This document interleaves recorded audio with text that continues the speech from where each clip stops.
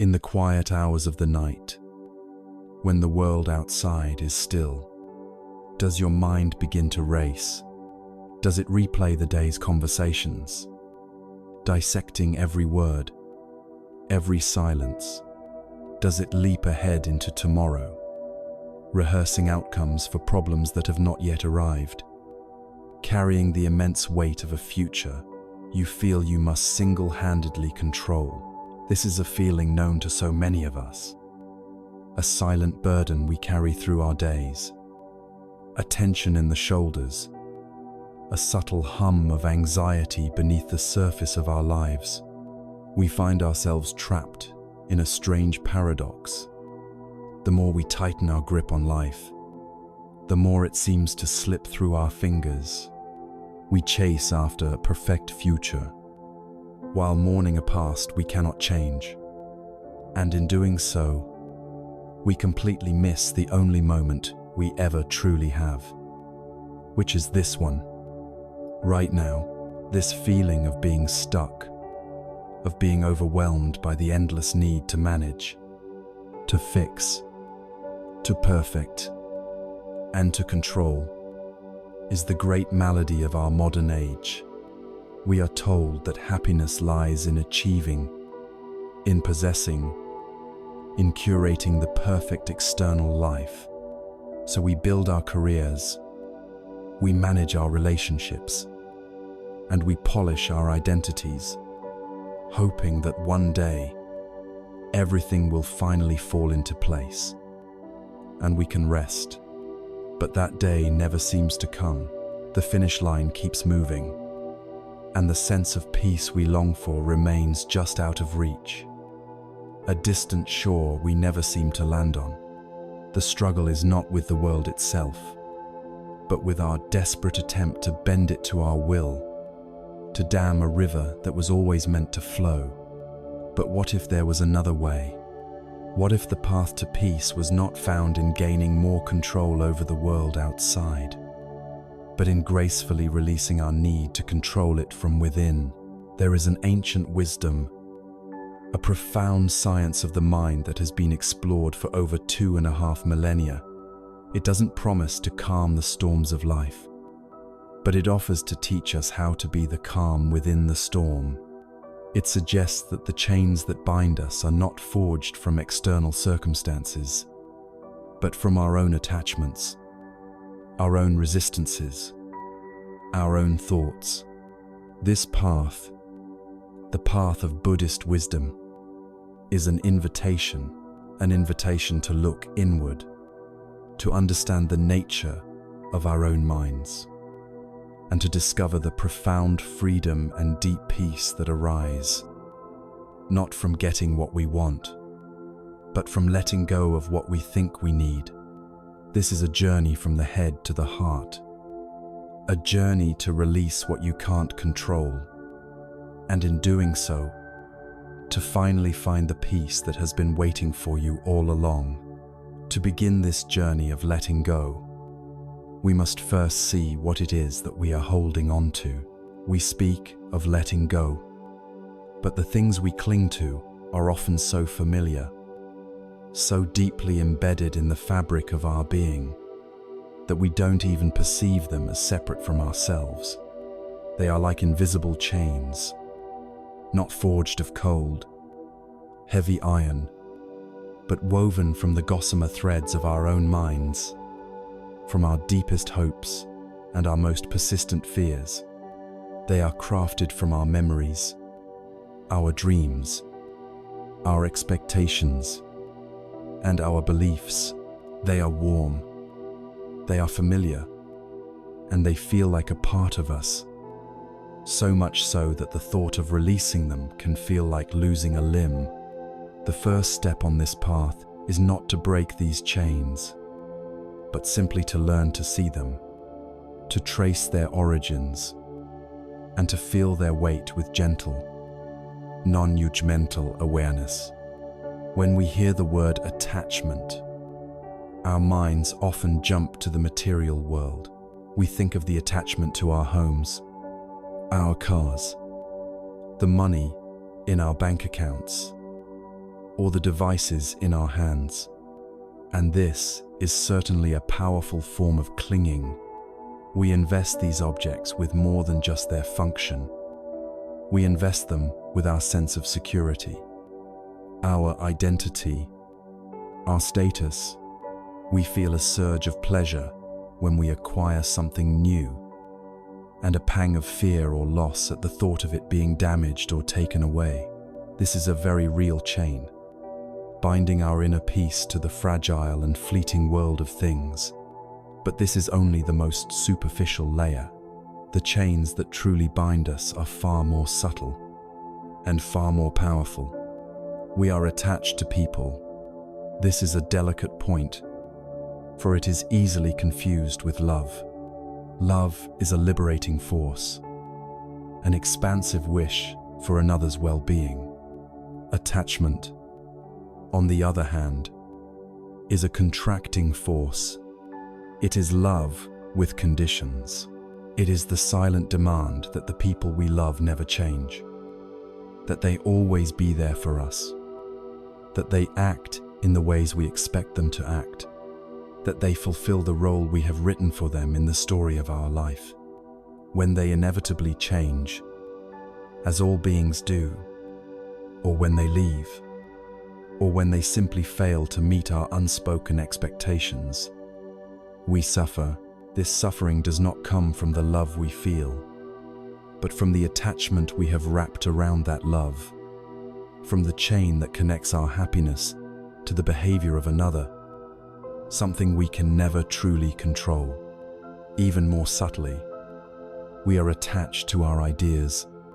We cling to our opinions about politics, about how society should be, about what is right and what is wrong. We build a fortress of beliefs and stand guard at its gate. When someone presents a different view, we don't just hear an alternative idea. We feel a personal attack. Our heart rate increases, or voice get lewd. Our mind closes. We are not defending a truth. We are defending a part of our identity. This attachment to being right, to having the correct map of reality, prevents us from learning, from listening, from connecting with those who are different. It chains us to a small room in the vast mansion of existence, while convincing us that this single room is the entire world, and at the very core of it all is the most profound attachment of all, the attachment to our own identity. We cling to a story of who we are. I am a successful professional. I am a good parent. I am a spiritual person. I am a victim of my circumstances. These are just stories, mental constructions, but we hold on to them as if they were solid, unchanging truths. We then spend our lives seeking evidence that confirms our story and fiercely rejecting anything that contradicts it. The successful person lives in terror of failure. The good parent is crushed by guilt at any mistake. The spiritual person feels like a fraud when they experience anger. This desperate need to protect and maintain a fixed sense of self is the heaviest chain of all. It is the source of so much of our anxiety, our pride, and our shame. It forces us to wear a mask, and we become so accustomed to it. We forget the living face that lies beneath. There is an old story of a man walking a long, dusty road under a hot sun. He is bent over, straining with every step, for on his back he carries an enormous, rough-hewn rock. A wise traveler approaches him from the other direction and, seeing his struggle, asks, "My friend, why do you carry such a heavy burden?" The man, sweating and breathing heavily, shifts the weight of the rock and replies, "I carry it because it is my rock. I have always carried it." The traveler looks at him with compassion and says, "But have you ever considered simply putting it down? The man looks at the traveler with utter confusion, as if this was the most absurd idea he had ever heard. The thought had never even occurred to him. We are all, in some way, this man. The rock is our collection of attachments. It is made of our desire for things to be permanent, our need for people to be predictable, our insistence that our ideas are right, and our story of who we are is true. We have carried it for so long. We have grown accustomed to its weight. The strain in our muscles feels normal. The ache in our back is just a part of life. We believe this burden is inseparable from us. So how do we begin to see our own rock? How do we identify these chains that we have mistaken for our own skin? The practice begins with quiet, curious observation. It begins by becoming an archaeologist of your own inner world, gently brushing away the dust of habit to see the structures that lie beneath. You don't need to go on a long retreat or sit for hours on a cushion to begin. You can start right now, in the midst of your life. The next time you feel a sudden flash of anger or irritation, just pause for a single breath. Pause. Ask yourself, what was the expectation here? What unspoken rule of my world was just broken? Perhaps someone cut you off in traffic, violating your expectation of an orderly and fair world. Perhaps a loved one didn't respond the way you hoped, violating your expectation of how they should behave. In that moment of anger is the glint of a chain, the chain of expectation.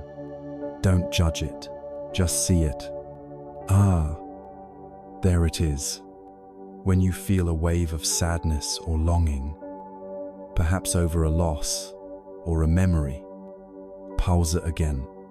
Instead of being swept away by the story of the sadness, just feel the sensation of it in your body and ask gently, what am I clinging to right now?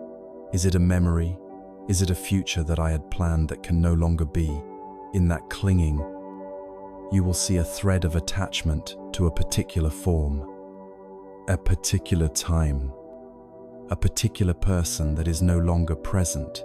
The sadness is a natural response to loss, but the prolonged suffering often comes from the refusal to let go of the ghost of what was.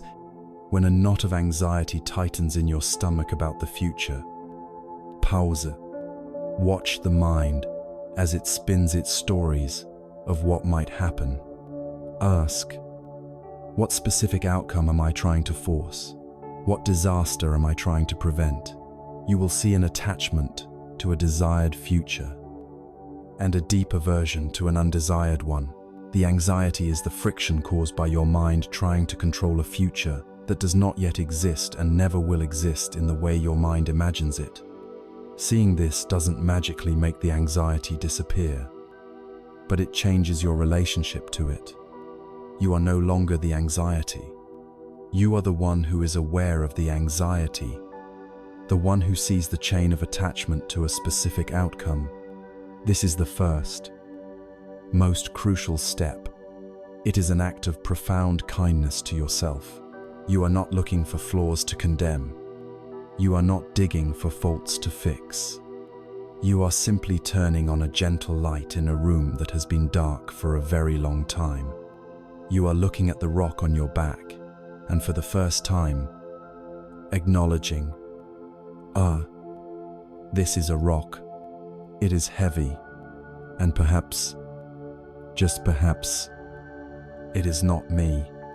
This act of recognition is the beginning of freedom, for you cannot let go of a chain you do not know you are holding. Once you see it, once you feel its true weight, the possibility of release begins to dawn. Now that we have begun to see these chains, these threads of attachment that we have woven around our own hearts, we must look more deeply at the world they are trying to possess. We must look at the nature of the great, flowing river that our attachments are so desperately trying to dam and hold still. a river whose very essence is change itself. Having begun to see the chains of our attachment, we now turn our gaze to the world they are trying to bind. We imagine we can create pockets of permanence, safe harbors of certainty in the vast ocean of existence.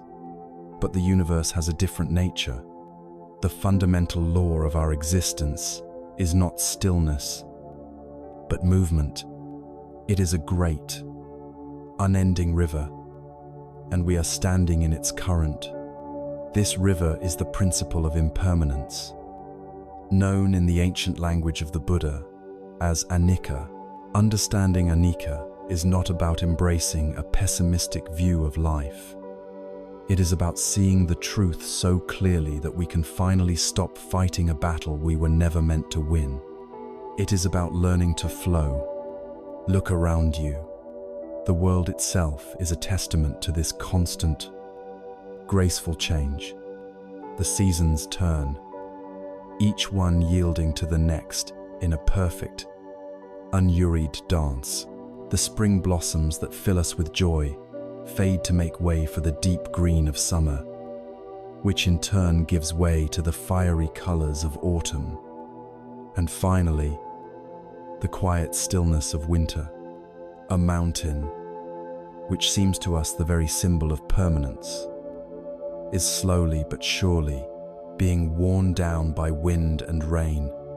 A city skyline, which appears so solid and mighty, is in a constant state of demolition and construction. Nothing, absolutely nothing, remains the same. The very stars in the night sky are in a state of cosmic birth and death, a process so vast and slow that it escapes our daily notice. But it is happening nonetheless. This is the grand, external dance of anicca. Now, bring that awareness closer to your own body. This body that you call mine is a perfect illustration of the river of impermanence. Look at a photograph of yourself from 5, 10, or 20 years ago. The person in that picture is both you and not you. Billions of cells have died and been replaced. Your skin, your bones, your blood are all in a state of constant renewal. From one moment to the next, you are not the same physical entity. You are aging. This is not a tragedy to be feared. It is simply the nature of all conditioned things. To resist this process, to cling to youth, to desperately try to freeze our physical form in time, is a source of immense anxiety and suffering. It is like trying to hold a fistful of water. The tighter you squeeze, the faster it slips through your fingers. The body is not a static sculpture. It is a flowing process, a temporary vessel, even more immediate and more important for our inner peace is the impermanence of our own minds. Sit for just a moment and try to hold on to a single thought. You will find it is impossible. Thoughts arise, seemingly from nowhere. They linger for a moment, and then they dissolve, replaced by the next one. Our minds are like a sky, and thoughts are like clouds, drifting through. Sometimes the sky is clear and blue. Sometimes it is filled with dark, stormy clouds. But the clouds are never the sky. In the same way, our feelings are in constant flux. A wave of happiness can arise, a warm and pleasant feeling, and we immediately cling to it. We want it to stay forever, but it cannot. It passes. A wave of sadness or anger can arise, a cold and painful feeling, and we immediately resist it. We want to push it away, but this resistance only gives it more energy. Feelings, like the weather, are not permanent states. They are transient energies passing through our awareness. To understand anicca is to understand that we are the sky, not the clouds. Our awareness can hold all of these changing states without being defined by them. The essential truth is this: suffering does not arise from the fact that things change. Suffering arises because we want them to be permanent. The change is not the problem. Our resistance to the change is the problem. There is a story that illustrates this truth more powerfully than any philosophical explanation. It is the story of a woman named Kisa Gotami. She lived a simple life, and her entire world, her entire source of joy, was her young son. One day, the unthinkable happened, and the child fell ill and died. Kisa Gotami was consumed by a grief so profound that her mind could not accept the reality of what had happened. She clutched the small, lifeless body of her son to her chest and went from house to house, desperately begging for medicine that could bring him back to life. Some people mocked her. Others looked away with pity. But no one had the medicine she sought. She was lost in a private hell of her own making. A world where the law of nature had become her personal enemy. Finally, a compassionate old man, seeing her torment, told her, "I do not have the medicine you seek, but I know a physician who does. Go to the Buddha. He will be able to help you." Clinging to this last shred of hope, Kisa Gotami ran to the place where the Buddha was teaching. She burst through the crowd, laid the body of her son at his feet, and cried out, "Master, please, give me the medicine that will cure my boy." The Buddha looked at her not with pity, but with a deep, knowing compassion. He did not tell her that her son was dead and that she should accept it. He knew that her mind was not ready for such a direct truth. Instead, he met her where she was. He said to her, "I can make the medicine you ask for, but to do so, I need one simple ingredient. I need you to bring me a single mustard seed." Kisa Gotami's eyes lit up with hope. "A mustard seed? I can get that easily," she exclaimed. "Wait," the Buddha said gently. "There is one condition. The mustard seed must come from a house where no one has ever died.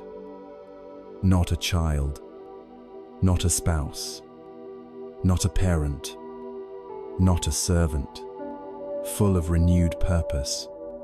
Kisa Gotami began her quest. She went to the first house, her heart pounding with anticipation. "The Blessed One needs a mustard seed to make a medicine for my son. Can you spare one?" she asked.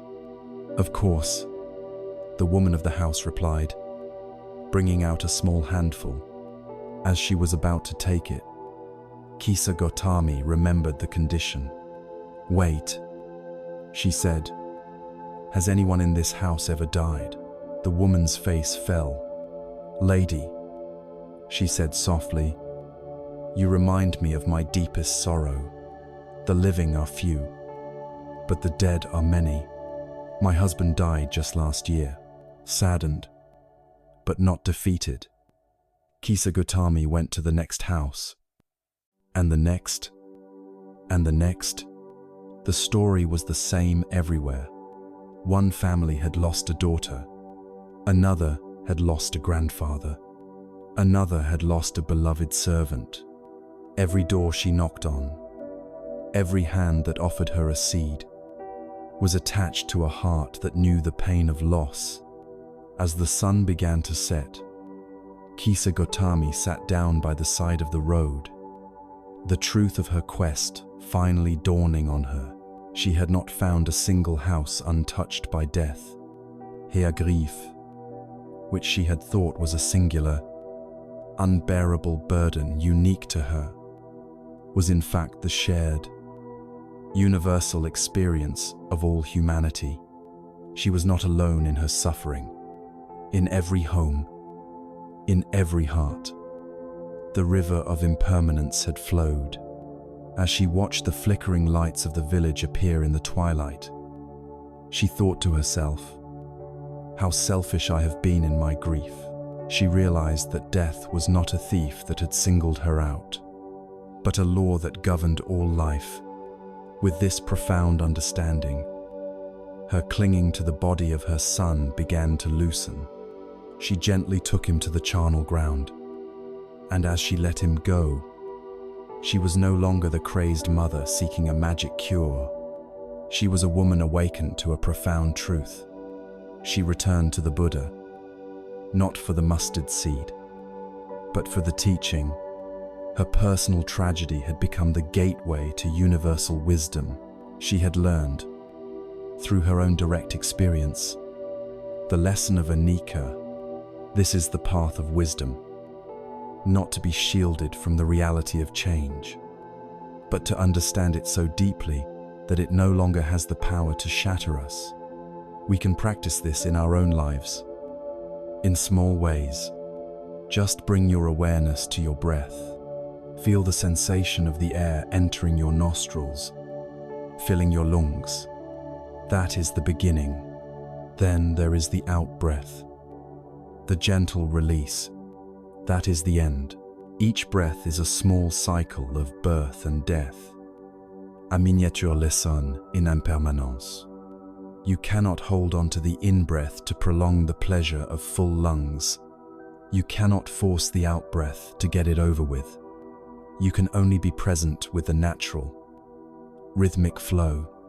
This is the practice, this relentless flow, this universal law of change, raises a profound and unsettling question. If everything we experience, our body, our feelings, our thoughts, is constantly changing, constantly in flux like the water in a river, then who, or what, is this I that is experiencing all this? If everything is the river, where is the solid ground of the self that we are so desperate to protect? We are left with a question that echoes in the space created by our understanding of impermanence. If everything is a flowing river, our bodies, our thoughts, our feelings, then where is the solid ground of the self? Who is the I that is watching all of this? This question can feel unsettling, even frightening. It can feel as if the very ground beneath our feet is beginning to dissolve, and we are left with nothing to hold on to. But this next step on our journey is not about falling into a void. It is about discovering that we are not the small, isolated island we thought we were, but are, in fact, the entire ocean. This is the teaching of anatta, or not self, and it is not a declaration of our non-existence, but the key to our ultimate liberation. It is the wisdom that allows us to finally put down the heaviest burden we will ever carry, the burden of the self. The Buddha was like a master scientist of the mind. He did not ask us to believe in a soul or deny one. Instead, he invited us to look directly at our own experience and see if we could find any permanent, unchanging self anywhere. When we look, what do we find? He pointed out that our entire experience of being a person can be understood as a combination of 5 flowing processes known as the 5 aggregates or skandhas. First, there is form. This is our physical body, the collection of flesh, bone, blood, and breath. As we have already seen, this body is in a constant state of flux. It is a river of changing cells, not a static entity. So, this changing body cannot be our permanent self. Second, there is feeling. These are the raw sensations that arise whenever we have an experience, categorized as pleasant, unpleasant, or neutral. A cool breeze on a hot day is pleasant. The sting of a harsh word is unpleasant. The feeling of our clothes against our skin might be neutral. These feelings are like bubbles on the surface of water, appearing for a moment and then vanishing. They are completely unreliable and fleeting. So, our feelings cannot be our permanent self. Third, there is perception. This is the faculty of the mind that recognizes and labels things. It sees a shape and color and says, red car. It hears a sound and says, sad music. It identifies. It categorizes. It interprets. But our perceptions are shaped by our past experiences, our mood, and our culture. The same event can be perceived in 100 different ways by 100 different people. This process of labeling is also unstable and conditioned. So, our perceptions cannot be our permanent self. Fourth, there are mental formations. This is a broad category that includes all of our habits, our intentions, our opinions, our prejudices, our désir, our fears, and our mental chatter. This is the voice in our head that says, I want this, or I don't like that. It is the storyteller, the planner, the worrier. These mental patterns are deeply conditioned by our upbringing and past actions. They are patterns, not a person. They are like echoes from the past, reverberating in the present. So, these ever-changing mental formations cannot be our permanent self. Finally, there is consciousness. This is the basic quality of awareness itself, the light that allows all the other experiences to be known. There is seeing consciousness, hearing consciousness, thinking consciousness, but even this awareness is not a monolithic, unchanging thing. It arises in dependence on conditions. Seeing consciousness only arises when there is an I and a visible object.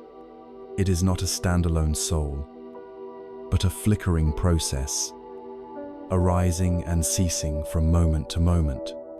So, even consciousness itself, in this form, cannot be our permanent, unchanging self. These 5 processes, form, feeling, perception, mental formations, and consciousness, are all there is to our experience of being a person. They are a flowing, interconnected, and interdependent stream. The idea of a separate I, a little chief executive sitting in a control room in our head, owning these processes and directing them, is an illusion. It is a thought added on top of the raw experience. The suffering arises when this illusory I, this ego, tries to control the uncontrollable flow of these 5 processes, clinging to the pleasant, rejecting the unpleasant, and desperately trying to build a solid identity out of a flowing river. The ancient texts tell a beautiful story that makes this clear. A wise and skeptical Greek king named Melinda once came to test the wisdom of a Buddhist monk named Nagasena. The king, a man of sharp logic, wanted to pin down the elusive nature of the self. He began by asking the monk his name. I am known as Nagasena, Your Majesty. The monk replied, but this is just a name, a designation. There is no permanent person to be found here. The king was intrigued by this provocative statement. If there is no person, Nagasena, he challenged, Then who is it that wears these robes? Who eats? Who sleeps? Who studies the teachings? Then, using his sharp, analytical mind, he began to deconstruct the monk's chariot, which was parked nearby.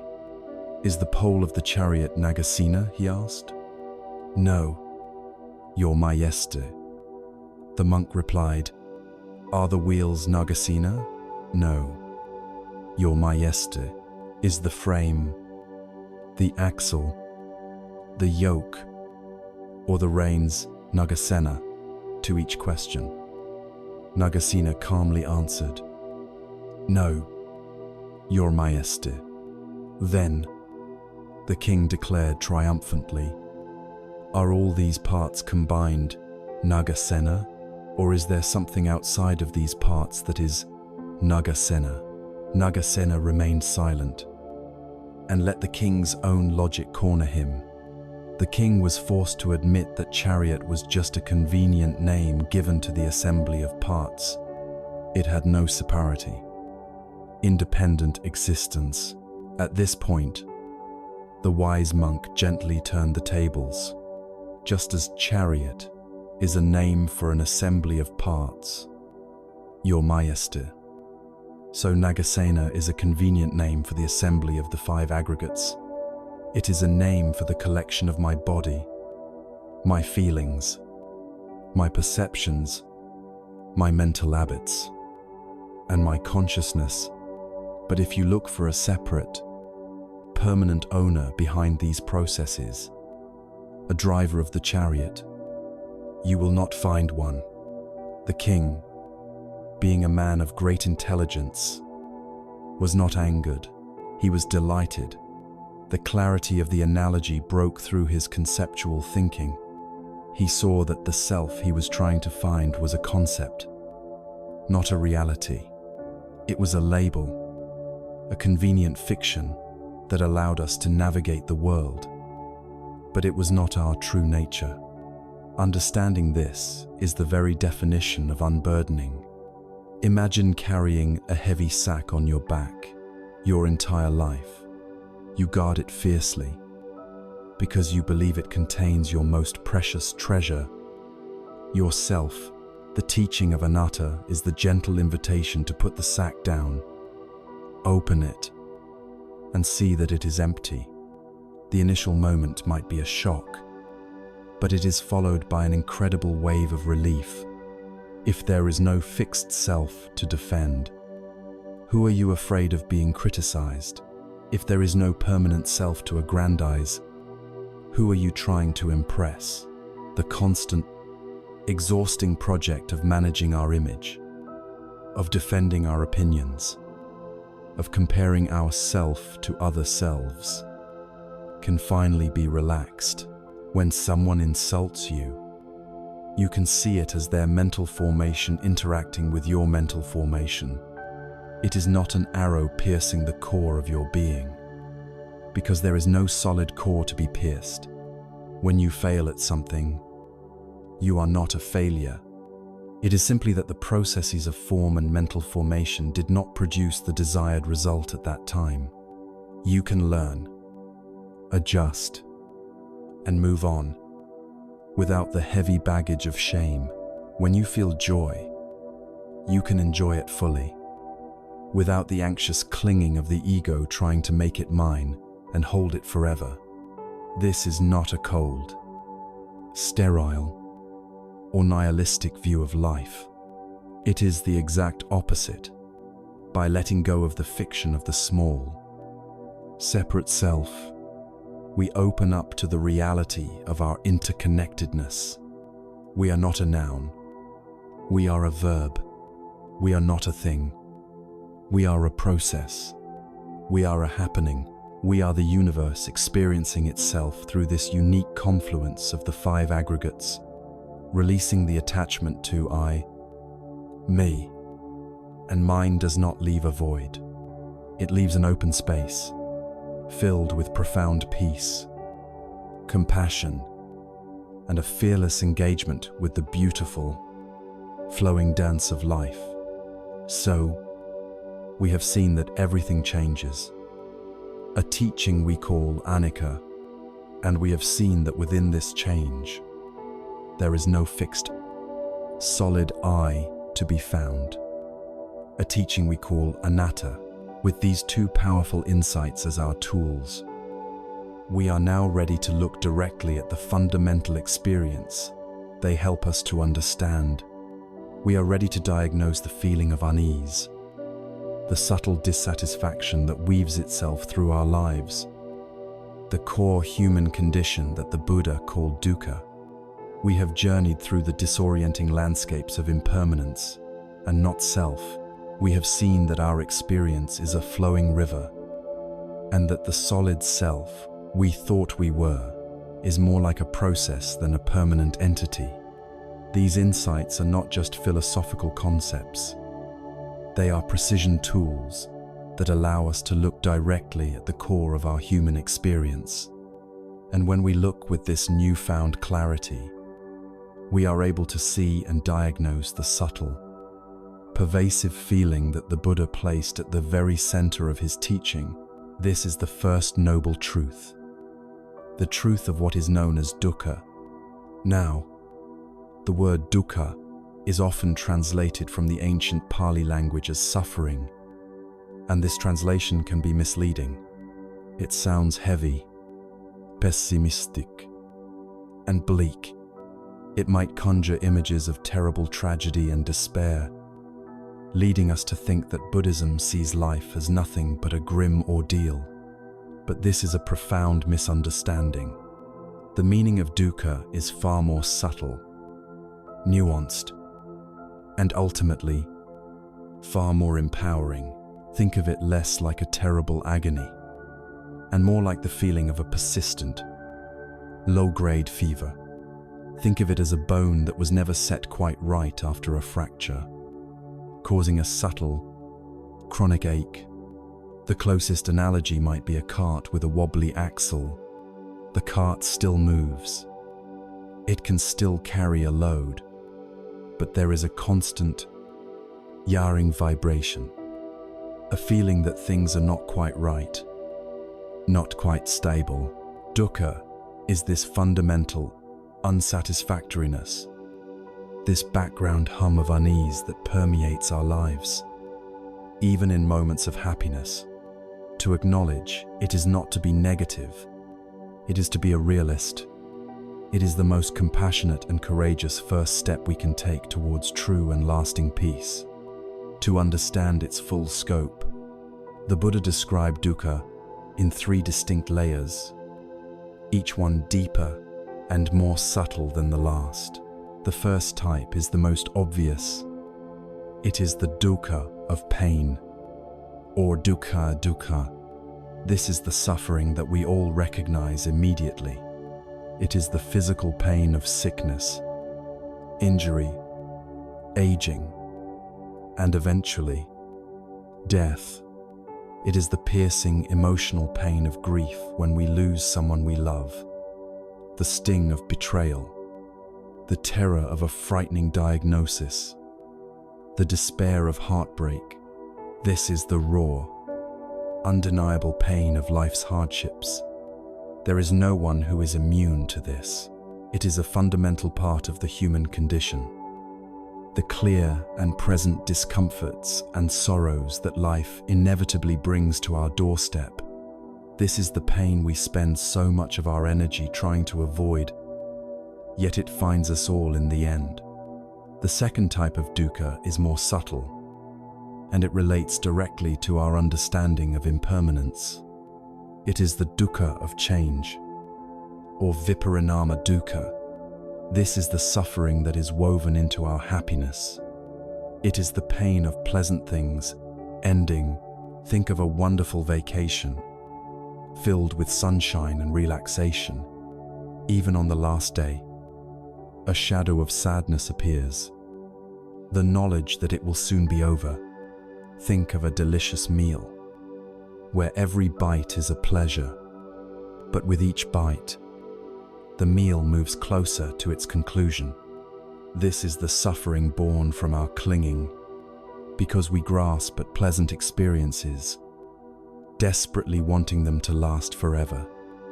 Their inevitable passing becomes a source of pain. It is the anxiety that whispers in our ear, even during a moment of joy. This won't last. It is the emptiness we feel after the party is over, after the applause has faded, after the loved one has gone home. We are attached to the peak, so the return to the baseline feels like a loss. This form of dukkha reveals that even our happiness, when it is dependent on fleeting external conditions, has the seed of suffering embedded within it. The third type is the most profound and the hardest to see.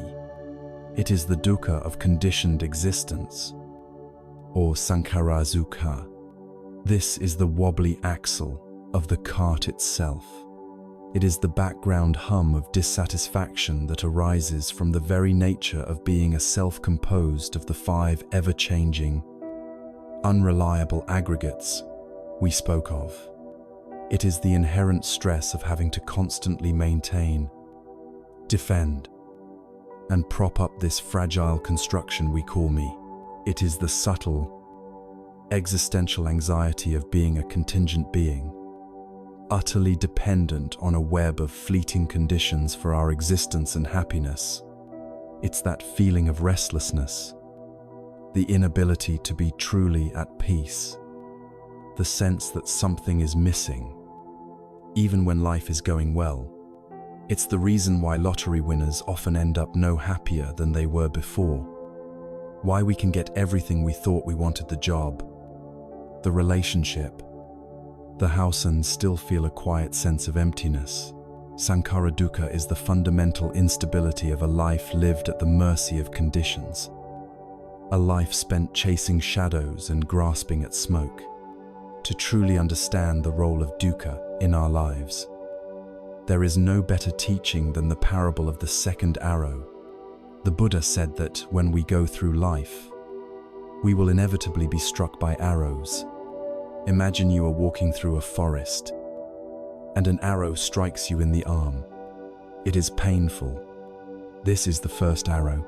This represents the unavoidable pains of life, the dukkha of sickness, loss, and misfortune. These events are outside of our control. The first arrow is a given. Now, what is our typical reaction to being struck by this first arrow? We cry out, "This is awful. Why did this happen to me? This is a catastrophe. What did I do to deserve this?" We become consumed by anger, self-pity, and fear. We obsess over who shot the arrow and how we can get revenge. All of this mental reactivity, this storytelling, this resistance to the reality of the pain, is the second arrow. And this arrow, the Buddha taught, we shoot into ourselves. The first arrow hurt, but the second arrow is what creates true suffering. The first arrow is the pain. The second arrow is our relationship to the pain. Life will inevitably shoot first arrows at us. We will get sick. We will lose loved ones. We will face disappointment. But whether or not we are struck by a second arrow is entirely up to us. The entire path of practice is about developing the wisdom and mindfulness to not shoot that second arrow. It is about learning to be with the pain of the first arrow with such gentleness, acceptance, and compassion that we don't add a layer of self-inflicted suffering on top of it. This is why the first noble truth is not a pessimistic statement. It is a profoundly practical and hopeful one. Imagine going to a doctor with a persistent illness. A good doctor would not say, "Oh, you're fine. Just ignore it." A good doctor would run tests and give you a clear, honest diagnosis. This is what you have. That diagnosis might be scary to hear, but it is the absolute prerequisite for any healing to begin. Without the diagnosis, you are doomed to suffer indefinitely. The Buddha is the great physician of the mind. In diagnosing dukkha, he is not condemning us to suffering. He is empowering us to heal it. He is showing us exactly where the problem lies. He is telling us that the wobbly axle can be fixed. Admitting that we suffer from the human condition of dukkha is the ultimate act of courage and self-love. It is the moment we stop pretending everything is fine, and we start on the genuine path to becoming well by looking honestly at the nature of this dissatisfaction. We have completed the first and most crucial step. We have read the "You are here" on the map of our inner world. And this diagnosis naturally gives rise to the next set of questions we would ask any wise physician. All right, I understand the diagnosis. I see the symptoms of dukkha in my own life, but what is its cause? Where does this dissatisfaction come from? And more importantly, is there a cure? Is it possible to be free from this? And if so, what is the prescription? What is the medicine I need to take? These questions are the gateway to the remaining noble truths, the blueprint for the very liberation we seek. We have stood together and looked honestly at the diagnosis. We have acknowledged the subtle and pervasive dissatisfaction, the dukkha that runs like a thread through our lives. An honest diagnosis is the first step, but it is also the most frightening if left on its own. It is natural to ask, what now? To leave us with only the diagnosis would be an act of cruelty, not compassion. But the Buddha, as the great physician of the mind, did not stop there. He did exactly what any brilliant and compassionate doctor would do. Having identified the illness, he then proceeded to identify its cause, to confirm that a cure is not only possible, but attainable. And finally, to write out a clear, detailed, and practical prescription for that cure. This elegant and complete framework is the very heart of his teaching. It is the Four Noble Truths, and it is the blueprint for our liberation. The first noble truth, as we have seen, is the diagnosis, the truth of dukkha, the reality of dissatisfaction. It is the courageous act of looking at our experience without flinching and admitting that the axle of our cart wobbles. The second noble truth is the cause, samudaya, the origin of dukkha. Here, the physician points to the root of the infection. Why does the axle wobble? Where does this dissatisfaction come from? The Buddha's answer is radically simple and points directly inward, the fundamental cause of our suffering. He said, Istanya. This Pali word is often translated as craving or desire, but its meaning is closer to a relentless thirst. It is a deep, driving, and compulsive energy within us that is never satisfied. It is the engine of our restlessness, the force that keeps us perpetually seeking something more, something different, something else. It is the very essence of the second arrow. This thirst, this tanha, manifests in three primary ways. The first is the most obvious, the craving for sense pleasures.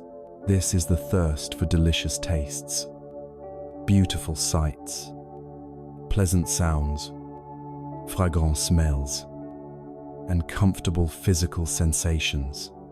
We chase after these experiences, believing they will make us happy, but because they are impermanent, the pleasure they provide is fleeting. The moment they end, the thirst re-emerges, seeking its next fix. This is the endless cycle of wanting, getting, and wanting again, a cycle that can never lead to lasting peace.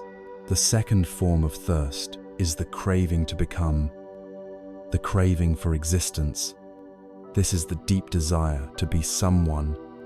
It is the thirst for status, for recognition, for a solid and lasting identity.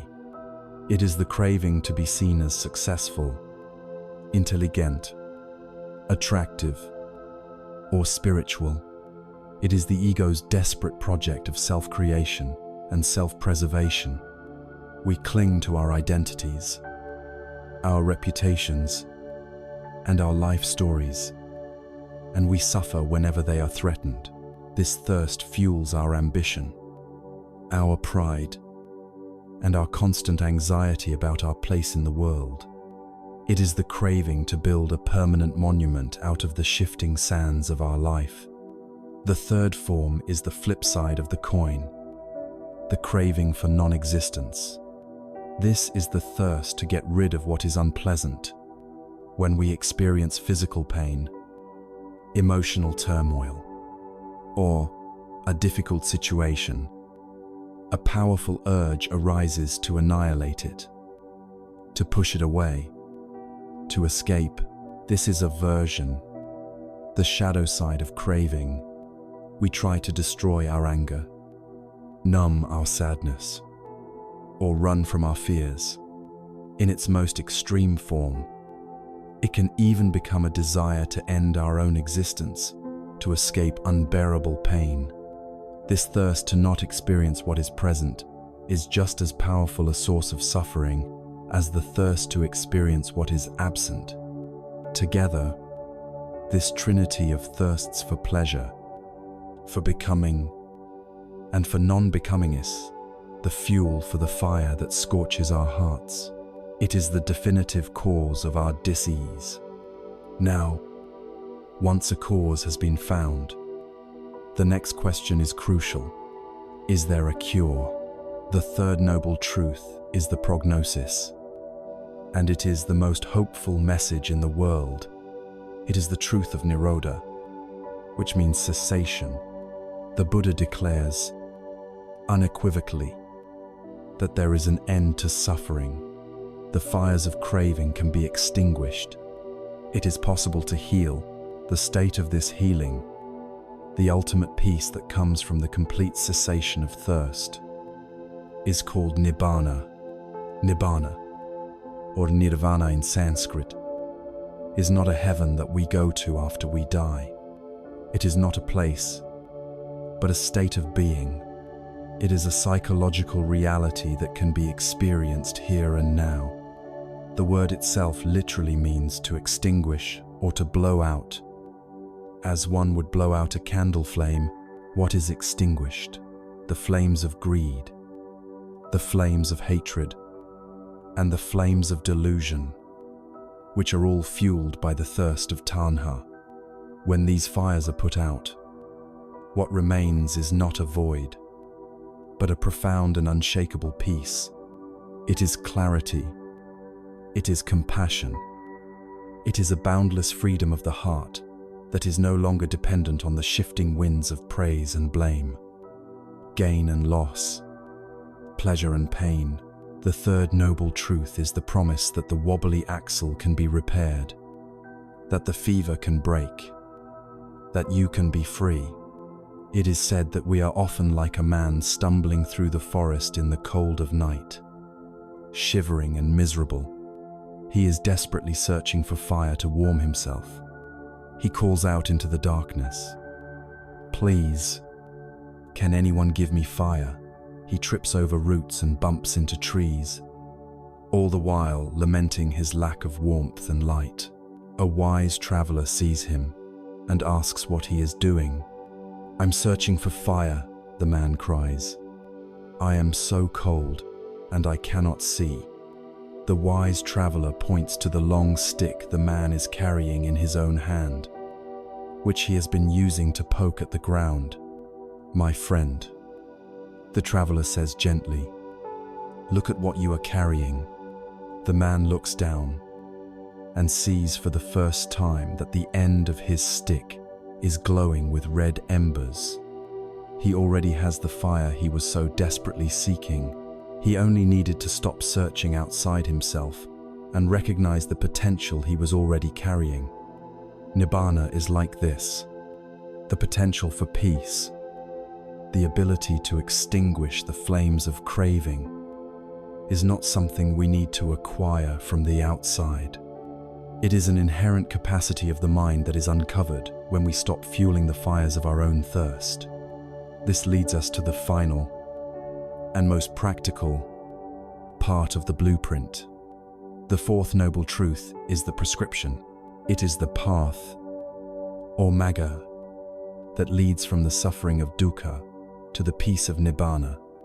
If the first truth is the diagnosis, the second is the cause, and the third is the prognosis of a cure, then the fourth is the detailed, step-by-step treatment plan.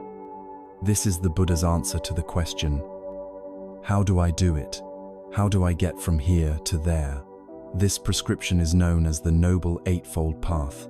It is not a series of sequential steps, where you must perfect one before moving to the next. Rather, it is a set of 8 interconnected practices that are cultivated simultaneously, each one supporting and deepening the others. They are traditionally grouped into 3 divisions. The first is wisdom, which includes right view and right thought. This is about developing a clear and accurate understanding of reality. The second is ethical conduct, which includes right speech, right action, and right livelihood. This is about living in a way that causes no harm to ourselves or others, creating a foundation of peace and self-respect. The third is mental discipline, which includes right effort, right mindfulness, and right concentration. This is about training the mind to be focused, aware, and resilient. This eightfold path is a complete guide to living. It is a path of cultivation, a way of transforming every aspect of our lives of views, our intentions, our words, our actions, and our minds into a vehicle for liberation. It is the medicine that cures the disease of dukkha. So now we have it. The full blueprint for freedom is in our hands. A clear diagnosis of the problem, a precise identification of its cause, a confident promise of a cure, and a detailed prescription for how to achieve it. This is not a system of blind faith. It is a pragmatic, verifiable, and deeply compassionate program for human flourishing. There is no mystery left. We are not lost. We are not helpless victims of a chaotic world. We are beings with the map in our hands, standing at the head of a path that leads directly to the end of suffering. All that remains is for us to begin the treatment, to take the first courageous step, and that first step, the very foundation upon which all wisdom is built, is the cultivation of right view. We now stand at the trailhead. The map of the 4 noble truths has been unfolded, showing us our location, or destination, and the route that connects them. The journey ahead is the Noble Eightfold Path. And like any great expedition, the first step is the most critical. It determines the direction of the entire journey. If this first step is wrong, all the effort and energy that follow will be wasted, leading us further into the wilderness rather than out of it. This foundational first step, the compass that guides every other practice, is called samaditthi, or right view. The word right here does not mean correct in a dogmatic sense. As opposed to wrong or sinful, it is better understood as skillful, effective, or aligned with reality. Right view is not a set of beliefs that must be accepted on blind faith. It is not about adopting a new ideology or calling oneself a Buddhist. It is far more profound and personal than that. Right view is a clear perspective, It is the quality of seeing things as they truly are, unclouded by the mists of our hopes, our fears, our prejudices, and our deep-seated conditioning. It is the lens, polished and clear, through which we can finally see the world without distortion.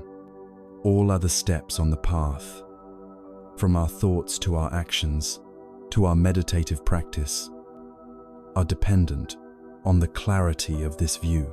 So what is it that we are meant to see? What is the content of this right view? The truth is, we have already been cultivating it throughout our journey so far. At its core, right view is the direct, experiential understanding of the Four Noble Truths themselves. It is the clear seeing that there is dissatisfaction, or dukkha, in our lives.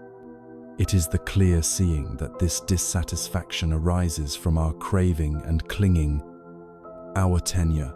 It is the confident understanding that an end to this dissatisfaction, nibbana, is possible, and it is the recognition that the Eightfold Path is the way to achieve that end. This is the theoretical framework of right view. But to be truly transformative, this view must move from the head to the heart. It must become our lived reality. This happens when we see for ourselves the three fundamental characteristics of all existence. The three marks that we have already explored.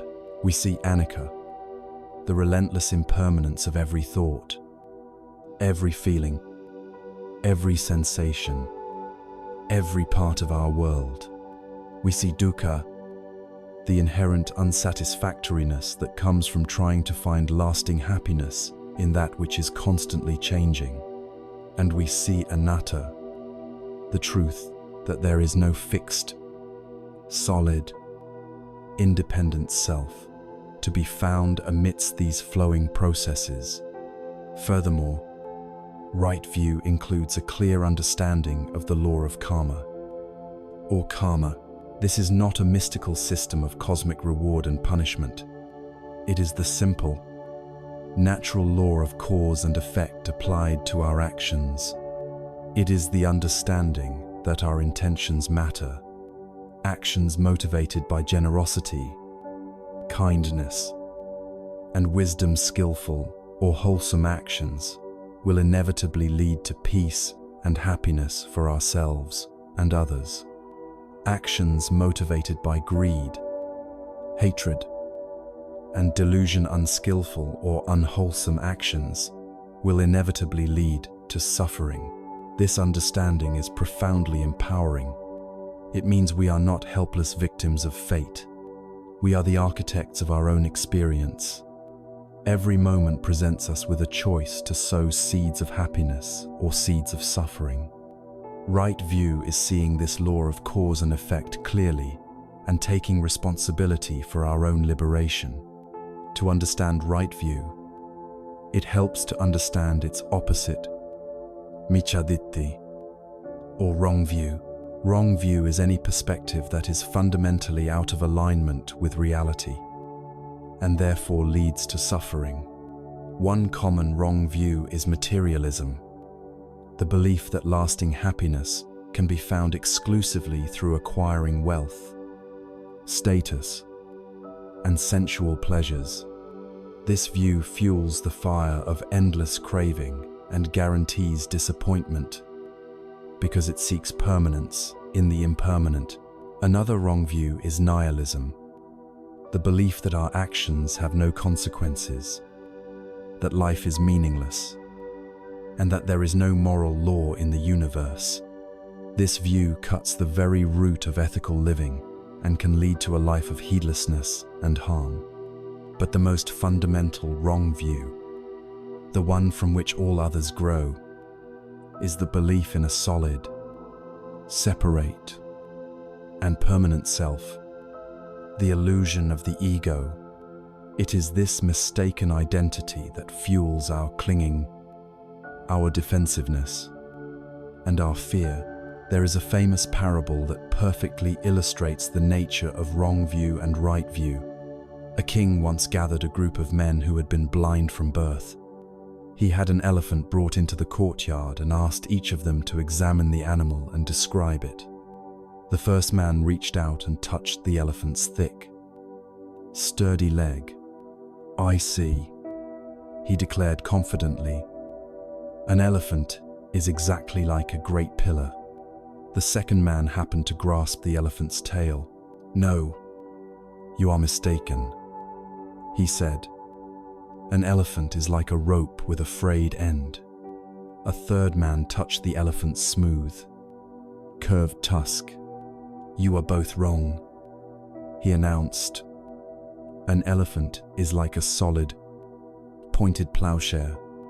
Another touched the large, flapping ear and described the elephant as a winnowing fan. The man who felt its broad side insisted it was like a solid wall, because each man was absolutely convinced that his own limited, partial experience represented the entire truth. They soon fell into a heated argument, shouting at one another and even coming to blows, each defending his own mistaken view. We are often like these blind men.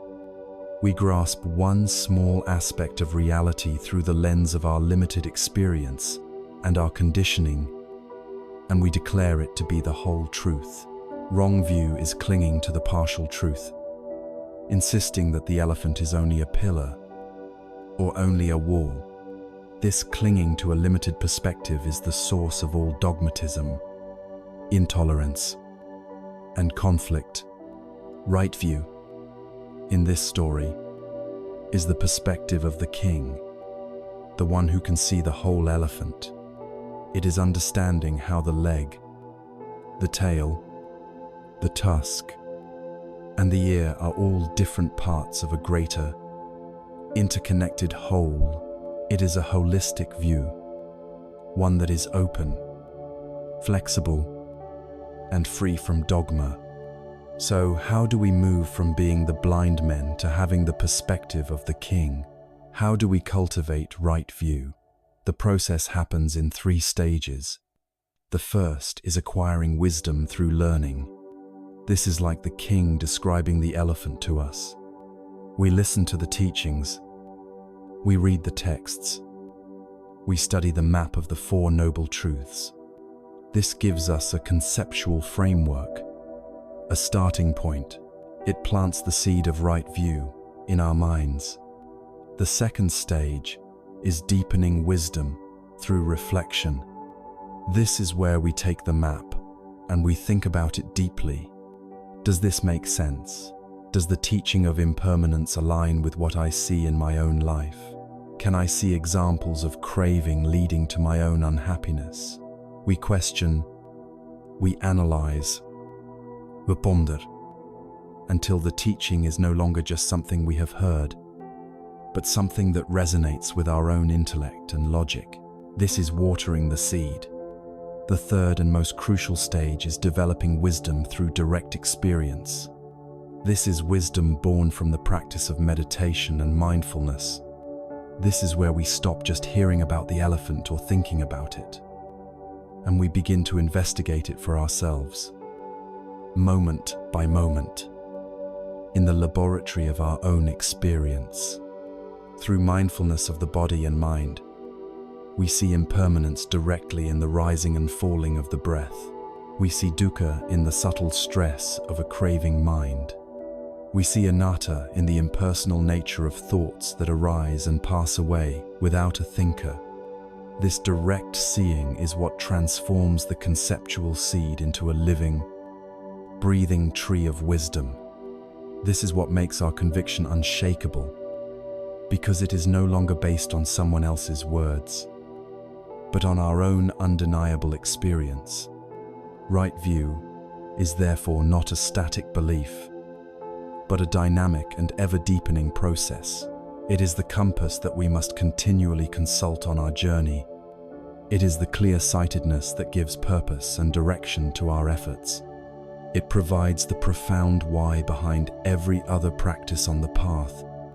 For once our worldview begins to align with the truth of reality, Once our compass is finally pointing north towards freedom, the next logical step becomes clear. We must then align our inner world with this new perspective.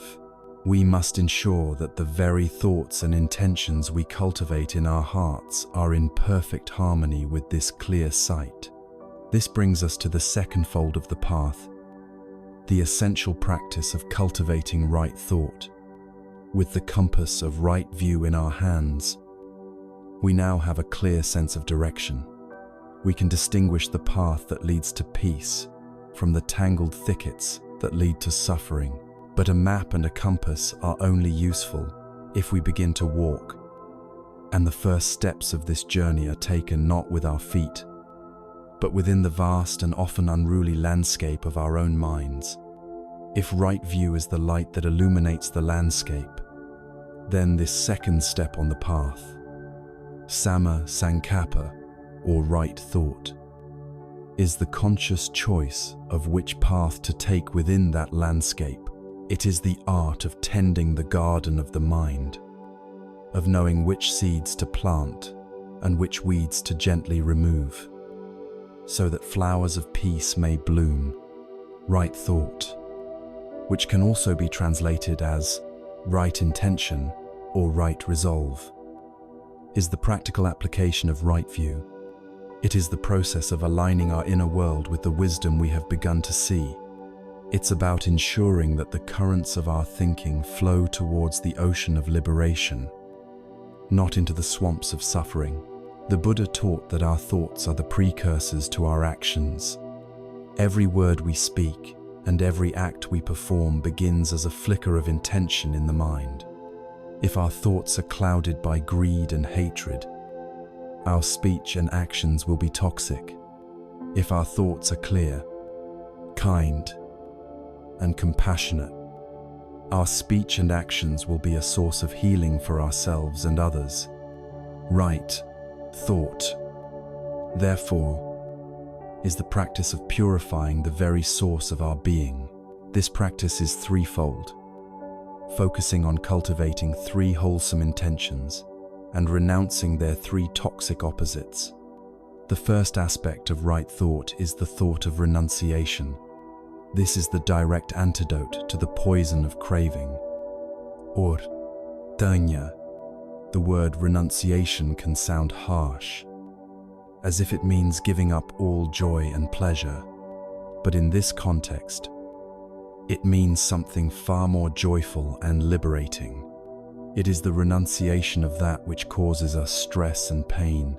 It is the wise and willing act of letting go of our obsessive clinging to sense pleasures, possessions, and status. It is born from the right view that sees the inherent unsatisfactoriness and danger in constantly chasing fleeting pleasures. It is the thought that says, I see the stress in wanting more. I see the anxiety in protecting what I have, and I choose the peace of contentment instead. It is choosing simplicity over complexity, inner wealth over outer riches. Renunciation is not about depriving yourself. It is about unburdening yourself. It is the joy of putting down the heavy shopping bags of desire that you have been carrying for so long, and walking on with free hands and a light heart. The second aspect of right thought is the thought of loving kindness, or goodwill. This is the direct antidote to the poison of ill will, anger, and aversion. Thoughts of anger, resentment, and hatred are like hot coals. We pick them up with the intention of throwing them at someone who has wronged us. But in the process, it is our own hand, our own heart, that is seared and burned. Ill will is a corrosive acid that dissolves our own peace long before it ever affects the other person. Right thought, in this context, is the conscious decision to let go of the hot coal. It is the cultivation of thoughts of metta, or unconditional goodwill. It is the intention that says, may I be well, May I be happy. May I be safe.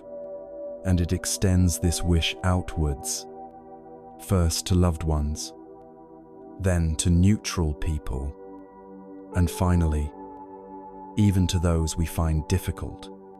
It is the resolve to meet the world, not with a clenched fist of judgment, but with an open hand of kindness. This doesn't mean we condone harmful actions, but it does mean we refuse to poison ourselves with hatred. We choose to cultivate a heart that wishes well for all beings, recognizing that their desire for happiness is just as strong as our own. The third aspect of right thought is the thought of harmlessness, or compassion. This is the direct antidote to the poison of cruelty and indifference.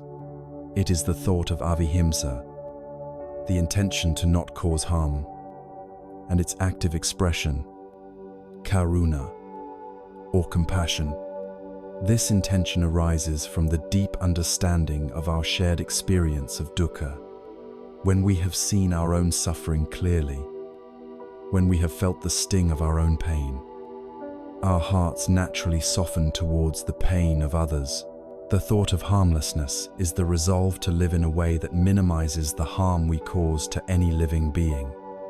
In our actions, our words, and even our livelihoods, it is the compassionate intention that arises when we see another being suffering and think, "May you be free from your suffering." It is the empathy that connects us to all of life, dissolving the illusion of a separate self and replacing it with a sense of profound kinship. It is the understanding that every living thing wants to live and be free from pain. Just as we do, cultivating these three right thoughts is the active work of mental gardening.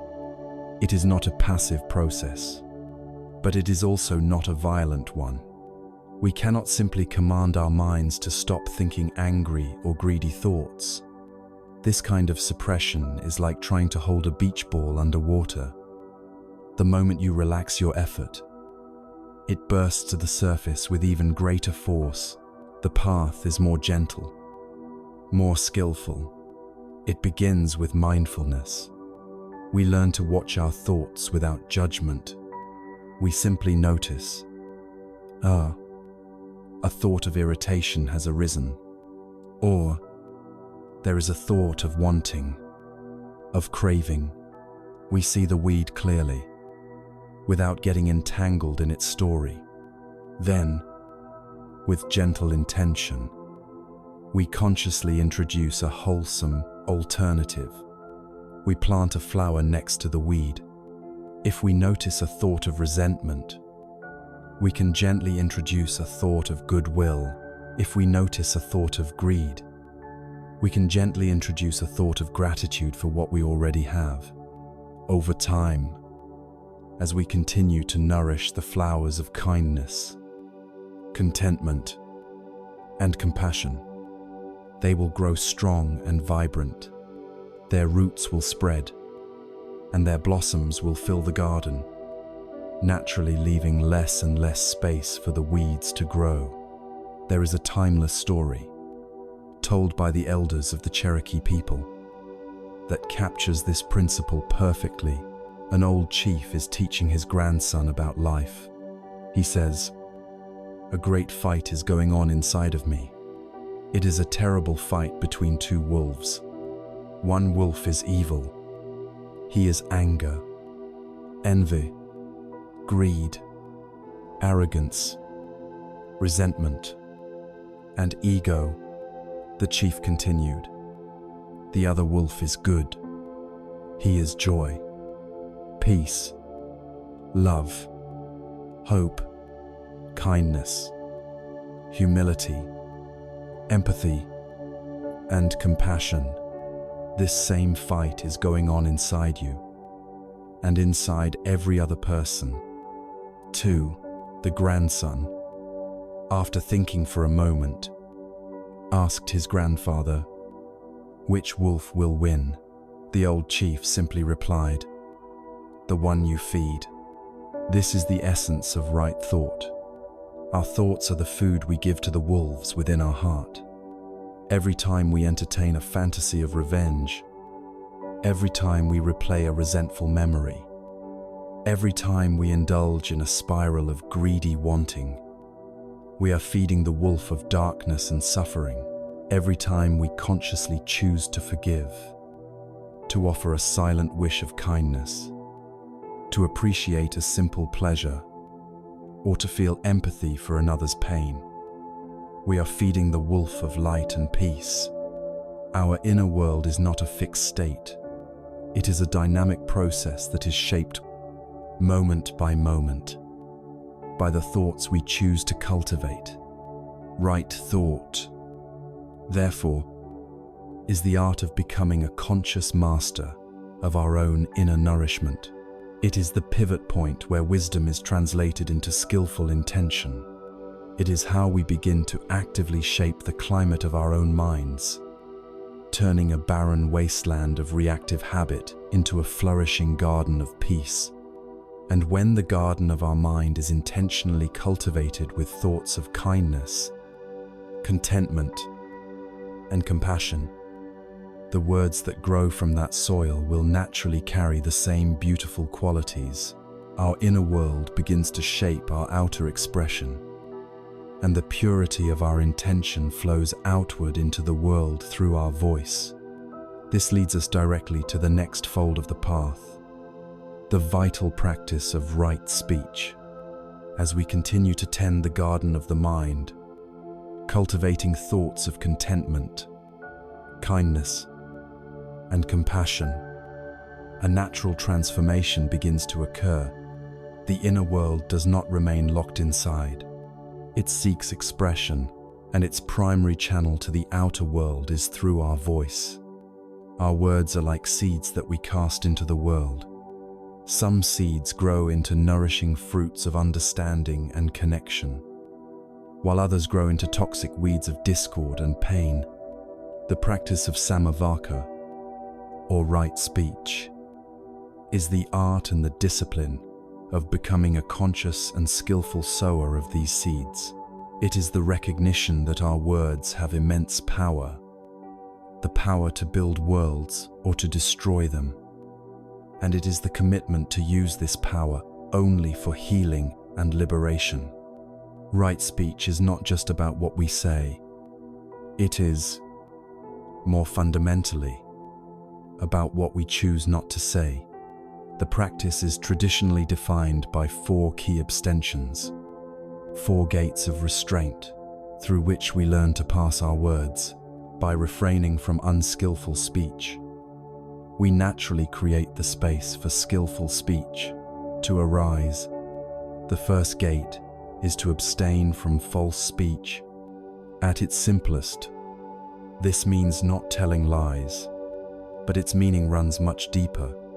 It is a commitment to truthfulness in all its forms. It means refraining from exaggeration that makes us seem more important, from subtle deceptions that manipulate others, from making promises we cannot keep, and from the hypocrisy of saying one thing while believing another. Living a life based on falsehood is exhausting. It creates a complex inner world of stories that must be remembered and maintained. A world filled with the constant, low-grade stress of being discovered. Truthfulness, on the other hand, is radically simple. It aligns our inner world with the outer world, creating a sense of integrity and ease. When we commit to truthfulness, people learn that our word is reliable, and a foundation of trust is built, which is the bedrock of all healthy relationships. The positive quality that shines through is honesty, a clarity that is fearless and freeing. The second gate is to abstain from divisive speech. This is the speech that poisons human connection. It is slander, backbiting, and gossip. It is carrying tales from one person to another with the intention of creating discord or setting people against each other. It is speaking in a way that highlights differences and fosters suspicion, divisive speech comes from a mind that thrives on drama and conflict, and it leaves a trail of damaged relationships and mistrust in its wake. The opposite of this is not just keeping quiet, but actively using our words to heal division. It is speaking in a way that promotes harmony and reconciliation. It is celebrating the good qualities of others behind their backs. It is refusing to participate in conversations that tear people down. When we refrain from divisive speech, we become a force for unity.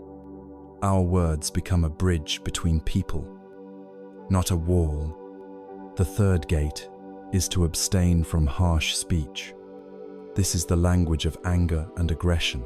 It includes shouting, insulting, cursing, name-calling, and the use of cruel sarcasm intended to wound. Harsh speech is a verbal weapon, and it always arises from our own inner pain, from the fire of the second arrow. When we feel hurt or threatened, our first instinct is often to lash out, to make the other person feel the pain that we feel. But this only ever escalates the conflict and deepens the wounds on all sides. The positive quality that we cultivate here is gentle speech. This does not mean we can never speak of difficult things. It means we learn to speak the truth with kindness. It is speech that is courteous, considerate, and pleasant to the ear. It is learning how to give feedback constructively, how to disagree respectfully, and how to soothe rather than to agitate.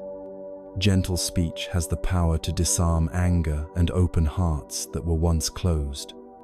The fourth and final gate is to abstain from idle chatter. This is speech that is empty, pointless, and without purpose. It is the endless gossip about celebrities, the mindless chatter that fills a silence out of nervousness, the lengthy monologues about trivial matters that waste our own time and the time of others. This kind of speech dissipates our mental energy and dulls the mind. It is like leaving a tap running, slowly draining the reservoir of our attention and focus. To refrain from idle chatter is not to become stern and humorless. Laughter and light-hearted conversation have their place. Rather, it is an encouragement to speak with intention. It is valuing our words and the attention of others, enough to use them for a purpose. The positive quality that emerges is meaningful speech, to words that are helpful, relevant, and connected to what is true and beneficial. It is speech that can uplift, educate, inspire, or simply create a moment of genuine connection. To practice these four aspects of right speech in our daily lives can feel challenging. Our habits of communication are deeply ingrained. To help with this, the wise have offered a beautiful set of guidelines, a series of 5 gates through which our words should pass before they are spoken. Before you speak, pause for a moment and ask yourself these questions. First, is it true? If it is not true, do not say it. Second, is it kind? If it is not kind, perhaps it is better left unsaid, unless it is absolutely necessary. Third, is it necessary? Is there a real need for this to be said right now? Much of what we say is not. Fourth, is it beneficial? Will speaking these words bring a good result for myself or for others? Will it lead to greater understanding, peace, or happiness? And finally, the 5th gate. Is this the right time? A statement can be true, kind, necessary, and beneficial, but if it is spoken at the wrong time, it can be completely ineffective or even cause harm. Learning to sense the right timing for our words is a deep practice of sensitivity, Passing our speech through these 5 gates will radically transform our relationships. We will speak far less, and the words we do speak will have far more weight, clarity, and positive impact. This leads to the profound power that lies within right speech, the power of what is called noble silence. This is not the awkward silence of unease, nor the sullen silence of anger. Noble silence is a rich, full, and purposeful state. It is the silence of a mind that is at peace, that does not feel the compulsive need to fill every empty space with noise. It is the silence that allows for deep and compassionate listening, for truly hearing another person without already planning our response. It is the silence that wisely refrains from adding more fuel to a heated argument. Often, the most compassionate, wise, and healing thing we can offer in a situation is not our words, but our calm, silent, and loving presence. There is a story of a wise old monk who was revered for his deep understanding, yet he spoke very rarely. A younger, more impetuous monk, frustrated by this, finally approached him. "Brother," he said, "you possess such great wisdom. Why do you keep it to yourself? Why do you speak so little when you could be teaching us so much?" The old monk looked at the young man with a gentle, compassionate smile. He waited a moment, allowing the silence to settle around them. And then he replied softly, "I only choose to speak when my words are more beautiful than the silence." This simple statement is a profound teaching. It sets the standard for our communication. Are my words an improvement on the peace and clarity of silence? Will they add something of value, of kindness, of truth?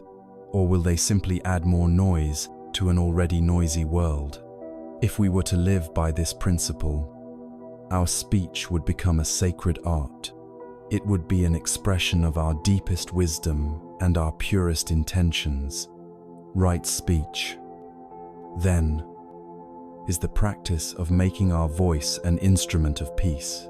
It is the mindfulness that watches the door of our lips, ensuring that only words that are true, kind, beneficial, and timely are allowed to pass.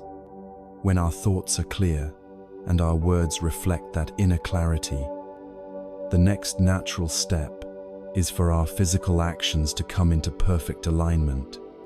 The harmony we have cultivated in our mind and our voice must now be expressed through our bodies, through how we move and act in the world. This brings us to the next essential practice on the path, the cultivation of right action. Having cultivated a mind oriented towards peace through right view and right thought, and having trained our voice to be an instrument of healing through right speech, we now arrive at the point where the inner and outer worlds meet. We arrive at the body. Samakamanta, or right action, is the practice of allowing the harmony of our inner world to manifest in our physical deeds. If our mind is the soil and our speech is the flower, then our actions are the fruit we offer to the world. It is through our actions that our practice becomes fully embodied, visible, and tangible. It is how our commitment to peace ceases to be an idea and becomes a living reality. The framework for right action is traditionally guided by a set of ethical trainings known as the 5 precepts. It is essential to understand that these are not commandments handed down from on high, to be followed out of fear or blind obedience. They are much more like vows or personal commitments that we undertake voluntarily for our own well-being and the well-being of all others. They are like a protective fence we build around the precious garden of our practice. The fence does not imprison the flowers. It protects them from being trampled, allowing them to grow in safety and beauty. By living within the clear boundaries of these precepts, we create for ourselves a life of blamelessness, a life free from regret, fear, and remorse, which is the perfect foundation for deep peace. The first precept is the commitment to abstain from taking life. This is the bedrock of a compassionate existence. At its most basic level, it means refraining from killing human beings, but its spirit extends outwards to encompass all living creatures. It is the practice of cultivating a profound respect for life in all its forms. This precept invites us to look at the root of killing, which is always found in the poisons of anger, fear, greed, or simple indifference. By committing to harmlessness, we actively starve these poisons. We become a sanctuary, a place of safety in the world. When we are truly committed to this precept, other beings, both human and animal, can feel it in our presence. They can sense that they are safe with us, and in giving this gift of fearlessness to others, we receive a gift in return. The gift of a fearless heart, a conscience that is clear and at peace. The second precept is the commitment to abstain from taking what is not given. This is the practice we call not stealing, but it goes far beyond simply refraining from shoplifting or burglary. It is a deep respect for the property and resources of others. This includes their physical belongings, but also their time, their creative ideas, their trust, and their energy. Stealing, in any form, arises from the mind of lack, from the craving of Tanner that believes, I don't have enough, I need more to be happy. By committing to not taking what is not freely offered, we cultivate the opposite state of mind, contentment and generosity. We learn to appreciate what we have and to rejoice in the good fortune of others. This practice dissolves the poison of greed and builds a foundation of trust and mutual respect within our community. The third precept is the commitment to abstain from sexual misconduct. This is a practice of profound kindness and responsibility in our most intimate relationships. It means refraining from using our sexuality in any way that causes harm to ourselves or to others. This includes any form of exploitation, coercion, or deceit. It is about honoring the commitments we have made and respecting the hearts and bodies of others. It asks us to bring mindfulness and care into our sexuality, ensuring that it is an expression of mutual affection, respect, and kindness, rather than simply an act of selfish gratification. By committing to this precept, we protect ourselves and others from the deep pain of betrayal and emotional harm, fostering relationships built on trust, honesty, and genuine care. The fourth precept is the commitment to abstain from false speech, which we have already explored as right speech. Its inclusion here in the 5 core ethical trainings highlights a crucial point. Our words are actions. They are powerful deeds that have a direct and tangible impact on the world.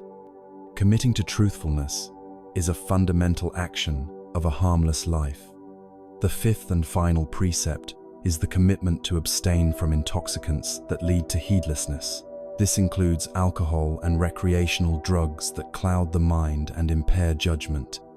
This precept is not based on an arbitrary moral judgment that these substances are inherently evil. It is based on a very practical and skillful understanding of the mind. The entire path of liberation is a path of cultivating mindfulness, clarity, and awareness.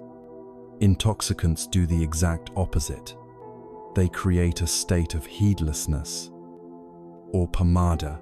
In this state, our mindfulness is weakened, our judgment is poor, and our self-control is diminished. It is in this state of heedlessness that we are most likely to break the other 4 precepts, saying things we regret, acting on harmful impulses, and causing damage to ourselves and those around us. This precept is about protecting our most valuable tool for liberation, a clear and mindful consciousness. The power of right action to completely transform a life is perhaps best illustrated in the dramatic story of the murderer Angulimala. In the time of the Buddha, the kingdom of Kosala was paralyzed with fear. A vicious killer named Angulimala, which means finger garland, was stalking the forests. He had vowed to kill 1,000 people, and as a gruesome tally, he would cut off a finger from each victim and wear it as a necklace. He was the very embodiment of wrong action, a human being consumed by hatred and delusion. Hearing of the terror, the Buddha, full of compassion, set out alone and walked directly into the forest where Angulimala was hiding. Angulimala saw the lone monk and thought him an easy target. He drew his sword and began to run, but a strange thing happened. Though the Buddha was only walking at a calm, normal pace, Angulimala could not catch up to him. No matter how fast he ran, exhausted and bewildered, he finally shouted from a distance, "Stop, ascetic, stand still." The Buddha, without breaking his stride, replied over his shoulder, "I have stopped. Angulimala, it is you who have not stopped." Angulimala was stunned into silence. "What do you mean?" he demanded. The Buddha turned to face him, his presence radiating a fearless calm. "I have stopped forever from doing harm to any living being," he said. "I have laid down the sword. You, on the other hand, live a life of relentless violence. It is you who have not stopped."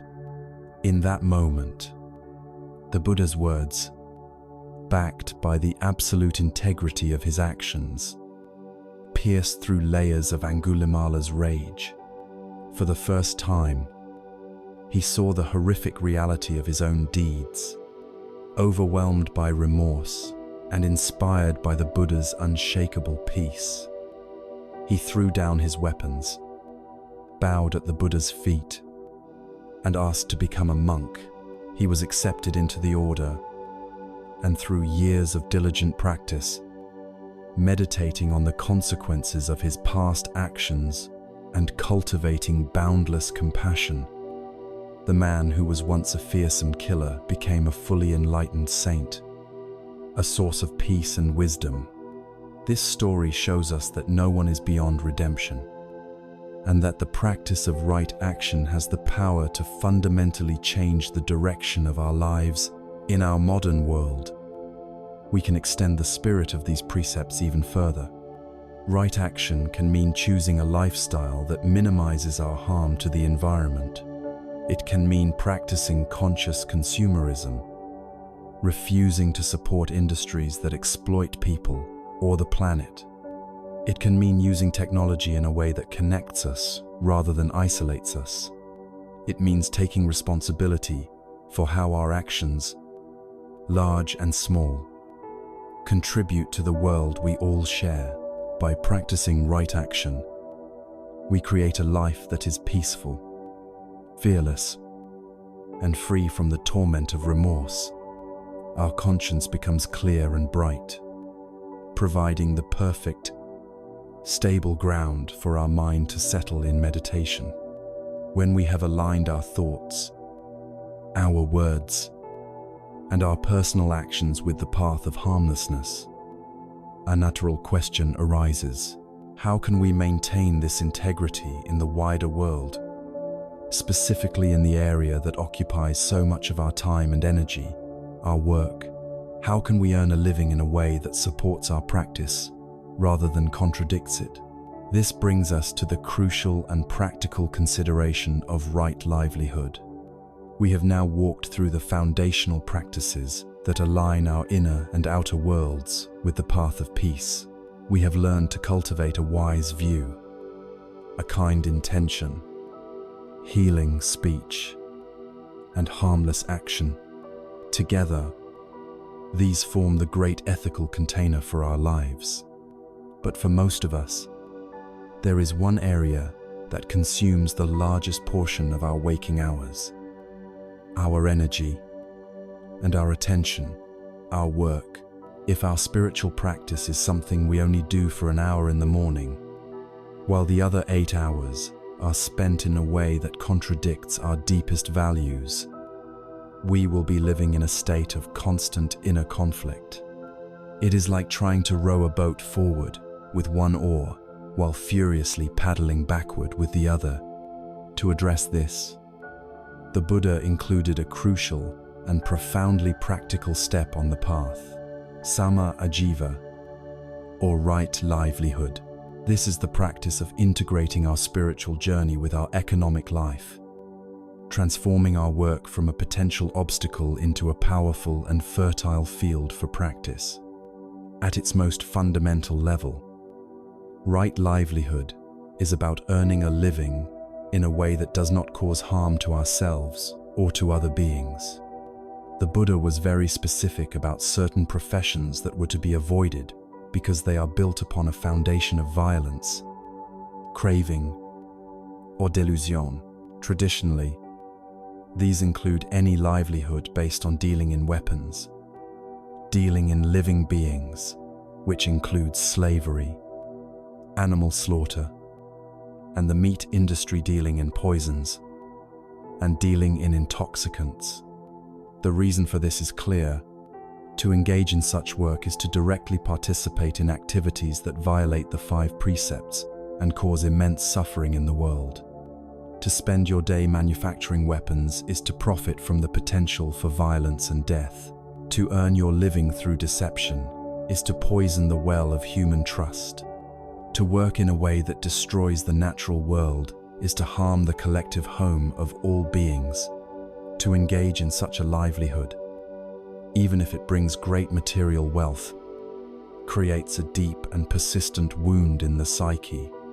The mind can never be truly at peace when it knows, on some level, that its comfort is built upon the suffering of others.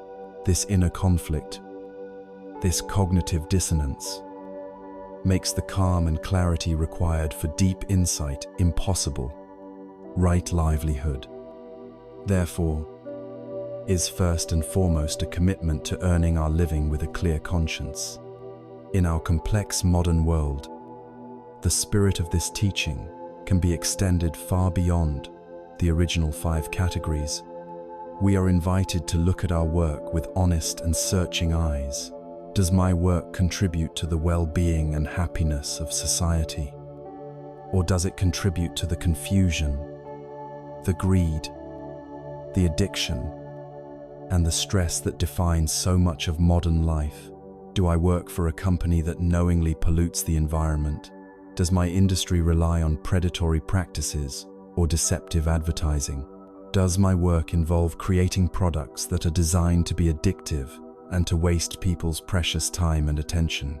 These can be difficult questions to face, but right livelihood asks us to be courageous. It reminds us that our inner peace and self-respect are more valuable than any paycheck.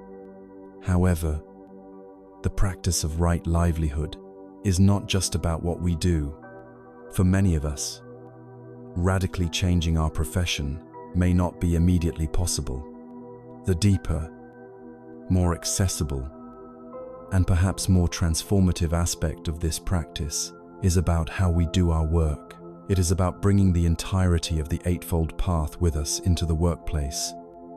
Regardless of our job title, you can be a doctor with a right livelihood but treat your patients with arrogance and impatience.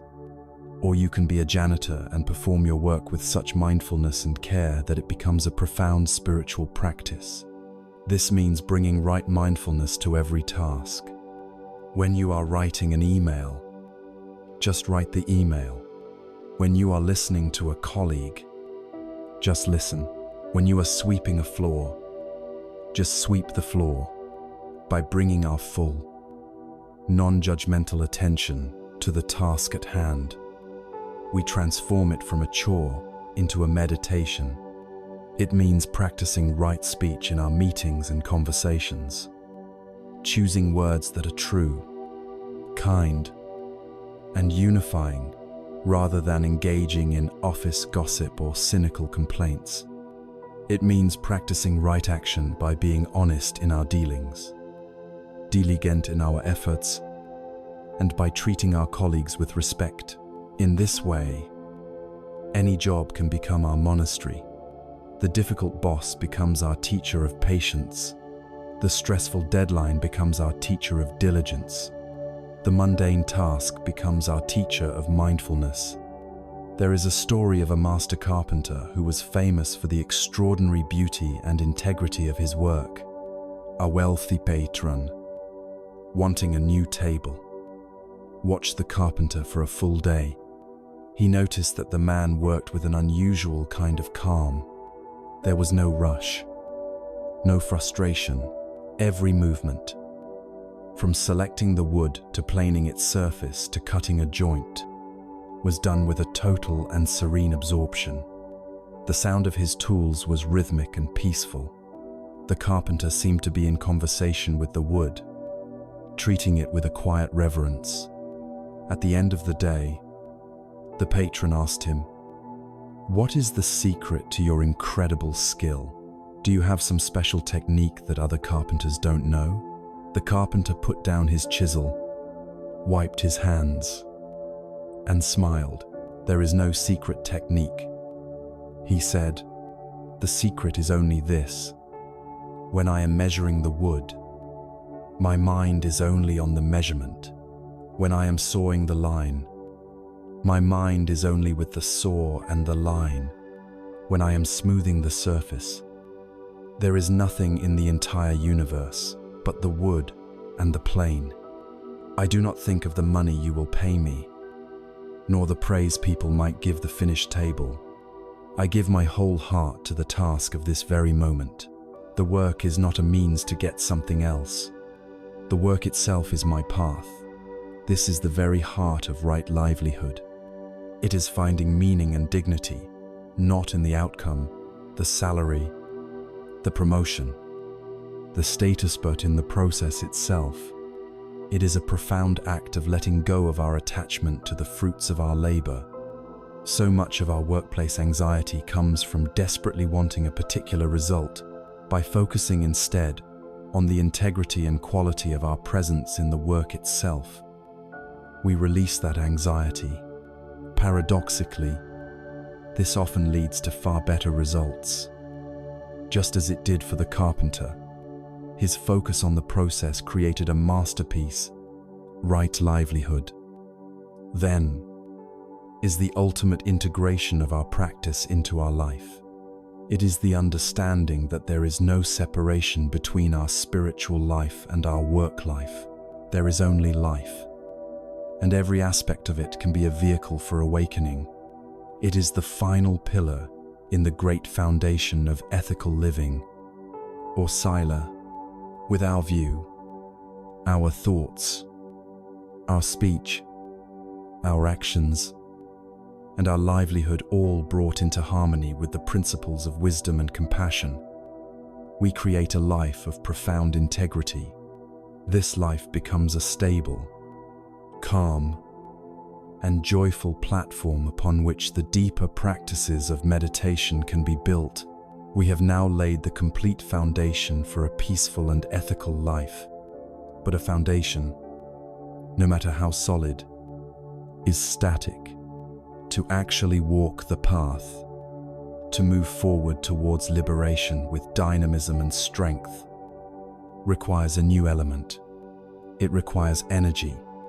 It requires a dynamic, sustained, and skillful application of our will. This brings us to the energetic heart of the Eightfold Path, the vital practice of right effort, We have now meticulously laid the foundation for an ethical and harmonious life. Through right view, we have our compass. Through right thought, speech, action, and livelihood, we have constructed a sturdy and reliable vehicle. But a vehicle, no matter how perfectly designed, remains static without an engine to propel it forward. The journey of liberation is not a passive drift. It is a path that must be walked. And walking requires energy. This brings us to the dynamic heart of the Eightfold Path, the engine that drives our practice, Sama, Vayama, or right effort. Now, the word effort in our culture is often associated with struggle, with gritting our teeth and straining with tense determination. We imagine it as a kind of inner battle, a fight against our weaknesses. But this is a profound misunderstanding of the nature of spiritual energy. The effort spoken of here is not one of forceful striving, but one of joyful, intelligent, and balanced perseverance. It is the bright, uplifting energy of a mind that is inspired by a clear purpose. It is the steady, patient, and unwavering application of our will, guided by wisdom, not by anxiety. Right effort is the art of skillfully managing our inner energy, knowing when to apply it, when to relax it, and where to direct it for the greatest possible benefit. The Buddha, in his genius for practical instruction, broke down right effort into a simple, fourfold strategy. This is a complete system for mental cultivation, a gardener's guide to tending the inner landscape. The first of these is the effort to prevent. This is the wisdom of foresight. It is the effort to prevent unwholesome states of mind such as greed, anger, jealousy, or despair from arising in the first place. This is like a skillful gardener who puts up a fence to keep out pests and checks the soil for weed seeds before they have a chance to sprout. In practice, this means guarding our sense doors. We become more mindful of what we allow into our minds through our eyes, our ears, and our thoughts. We might choose to spend less time consuming media that glorifies violence and greed. We might choose to step away from conversations that are rooted in gossip or complaint. It is not about hiding from the world, but about wisely choosing our nourishment, understanding that what we feed our minds will inevitably grow there. This is a proactive, intelligent effort that saves us from having to deal with many problems later on. The second is the effort to abandon. This is what we do when a weed has already sprouted, when an unwholesome state, like a thought of anger or a wave of self-pity, has already arisen in the mind. We make a gentle and skillful effort to abandon it. This is not a violent suppression. We don't try to crush the thought or hate ourselves for having it, as this only gives it more energy. Instead, we skillfully let it go. We might do this by turning our attention to something wholesome, like the physical sensation of our breath. We might reflect on the clear disadvantage of the negative thought, seeing how it is poisoning our own peace. Or we might actively apply its antidote, meeting a thought of resentment with a deliberate thought of loving kindness. This is the skillful act of recognizing a harmful pattern and lovingly, patiently, withdrawing our energy from it until it withers on its own. The third is the effort to cultivate or to develop. This is the joyful act of planting beautiful flowers in the garden. It is the conscious effort to bring wholesome states of mind into being when they are not currently present. We don't have to wait for happiness to randomly strike us. We can actively cultivate it. We can take a moment to intentionally bring to mind things we are grateful for, We can deliberately generate feelings of loving kindness for ourselves and others. We can reflect on the inspiring qualities of our teachers or the beauty of the natural world. This is taking the initiative. It is the joyful effort of generating goodness, of making our mind a bright and beautiful place to inhabit, intentionally creating the causes for our own well-being. The fourth and final aspect is the effort to maintain. This is the wise tending of the flowers that have already bloomed, when a wholesome state of mind, such as a feeling of peace, a moment of deep focus, or a wave of selfless joy has arisen. We make a gentle effort to sustain it. We notice what conditions brought it about and what helps it to last. We savor it. We allow it to permeate our being, but without the anxious clinging that would spoil it. It is like protecting a small, precious flame from the wind, allowing its light and warmth to grow stronger. By doing this, we strengthen the positive neural pathways in our brain, making it easier for these wholesome states to arise again in the future. This fourfold effort is the what of the practice, but equally important is the how. The energy we apply must be balanced. It must follow the middle way, avoiding the two extremes that lead to failure. This principle is beautifully captured in the story of a monk named Sona Kolovisa. Sona was a man of incredible dedication. He had been born into great luxury, and his feet were said to be so delicate that hairs grew on his soles. After becoming a monk, he threw himself into the practice with fierce, unrelenting determination. He practiced walking meditation day and night, with such intensity that his delicate feet began to crack and bleed, leaving a trail of bloody footprints along the monastery path. But despite all this heroic, painful effort, his mind made no progress towards liberation. He only grew exhausted and discouraged, and he began to think of giving up the monk's life entirely. The Buddha, knowing Sona's state of mind, appeared before him. He didn't admonish him for his lack of progress. Instead, he asked a gentle, skillful question. "Sona," he said, "I understand that before you became a monk, you were a master at playing the lute." Sona confirmed that this was true. The Buddha then asked, "Tell me, Sona, if the main string of your lute were tuned too tight, would it produce a beautiful, harmonious sound?" "No, Lord," Sona replied. "It would sound shrill and harsh, and it would likely snap. And if that same string were too loose," the Buddha continued, "would it produce a beautiful sound?" "No, Lord," Sona said. "It would be dull and flat and make almost no sound at all." The Buddha then asked the final question, "But what if the string were tuned just right? Sona, not too tight and not too loose. What then?" "Then, Lord," Sona explained with the confidence of an expert, "it would be perfectly tuned, and it would produce a beautiful, resonant, and harmonious melody." The Buddha smiled.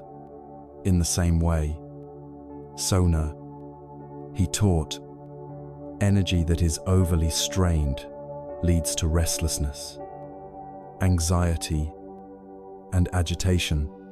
Energy that is too lax leads to laziness, dullness, and apathy.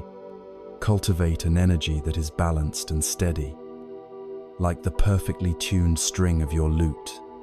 Let your faculties be in harmony, and your mind will find the melody of liberation. Sona took this teaching to heart. He relaxed his striving, replacing frantic effort with joyful perseverance. He found the middle way in his practice, and in a very short time, he attained full enlightenment. This teaching of the lute string is the secret of right effort. It is about finding that sweet spot between striving and sloth. It is especially crucial for the main theme of our journey, the art of letting go. Letting go is not a passive collapse. It requires the effort to see our habits of clinging and the energy to not follow them. The lute string must have some tension, but letting go is also not a forceful act of pushing away. It requires the relaxation to accept what is bling, the patience to allow the process to unfold, and the gentleness to be kind to ourselves. When we falter, the lute string cannot be too tight. Right effort, then, is this wise and joyful application of our energy, tuned to the perfect pitch of the middle way. It is the engine of the path, running smoothly and efficiently on the fuel of our wholesome intentions. It is the dynamic principle that brings the entire practice to life, moving us steadily forward. But this balanced, intelligent energy is not scattered wildly. It must be channeled and directed with precision. It becomes the power that holds our attention steady, allowing us to see clearly without being swept away by the currents of our mind. This skillful application of energy leads us directly to the very heart of meditative practice, the cornerstone of awakening known as right mindfulness. We have arrived at the very heart of the Buddha's path, the practice that illuminates every other step and makes liberation possible. If right view is the map that shows us the way, and right effort is the balanced energy we use to walk, then sammasati, or right mindfulness, is the crucial act of paying attention to where our feet are landing with each step. Without mindfulness, we are simply sleepwalking. We may have the best map in the world and all the energy to travel, but if we are lost in daydreams of the past or anxieties about the future, we will inevitably wander off the path and become lost in the wilderness of our own minds. Right mindfulness is the anchor that secures us in the only place where life is actually happening, the present moment.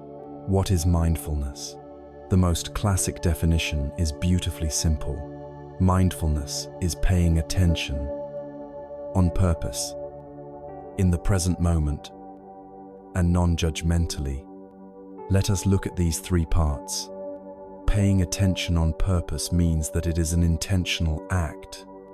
We are choosing where to place the spotlight of our awareness, rather than letting it be dragged around by random thoughts, sounds, or sensations. In the present moment means our attention is not dwelling on memories of the past, nor is it rehearsing or worrying about the future. It is resting right here, right now, in the vivid, unfolding reality of this very moment. And finally, non-judgmentally, this is perhaps the most crucial and challenging part. It means we observe our experience as it is, without adding a second layer of commentary. We notice a feeling without labeling it good or bad. We see a thought without getting caught in whether we like or dislike it. We become an impartial, compassionate witness to our own life. This practice is the absolute key to letting go. We cannot let go of something we are not even aware of. Our suffering is so often caused by our unconscious, habitual reactions. The chains we have carried for so long we have forgotten they are there. Mindfulness is the gentle light that illuminates these chains. Furthermore, the past we regret and the future we fear do not exist as tangible realities. They exist only as thoughts and feelings that are happening in our minds right now. The only place we can ever work with our past trauma or our future anxiety is in the present moment, for that is the only place they appear. By anchoring ourselves in the now, We anchor ourselves in the only place where true healing and release can occur.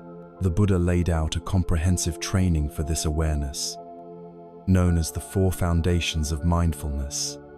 This is a complete guide to exploring our own experience. The first foundation is mindfulness of the body. This is our primary anchor.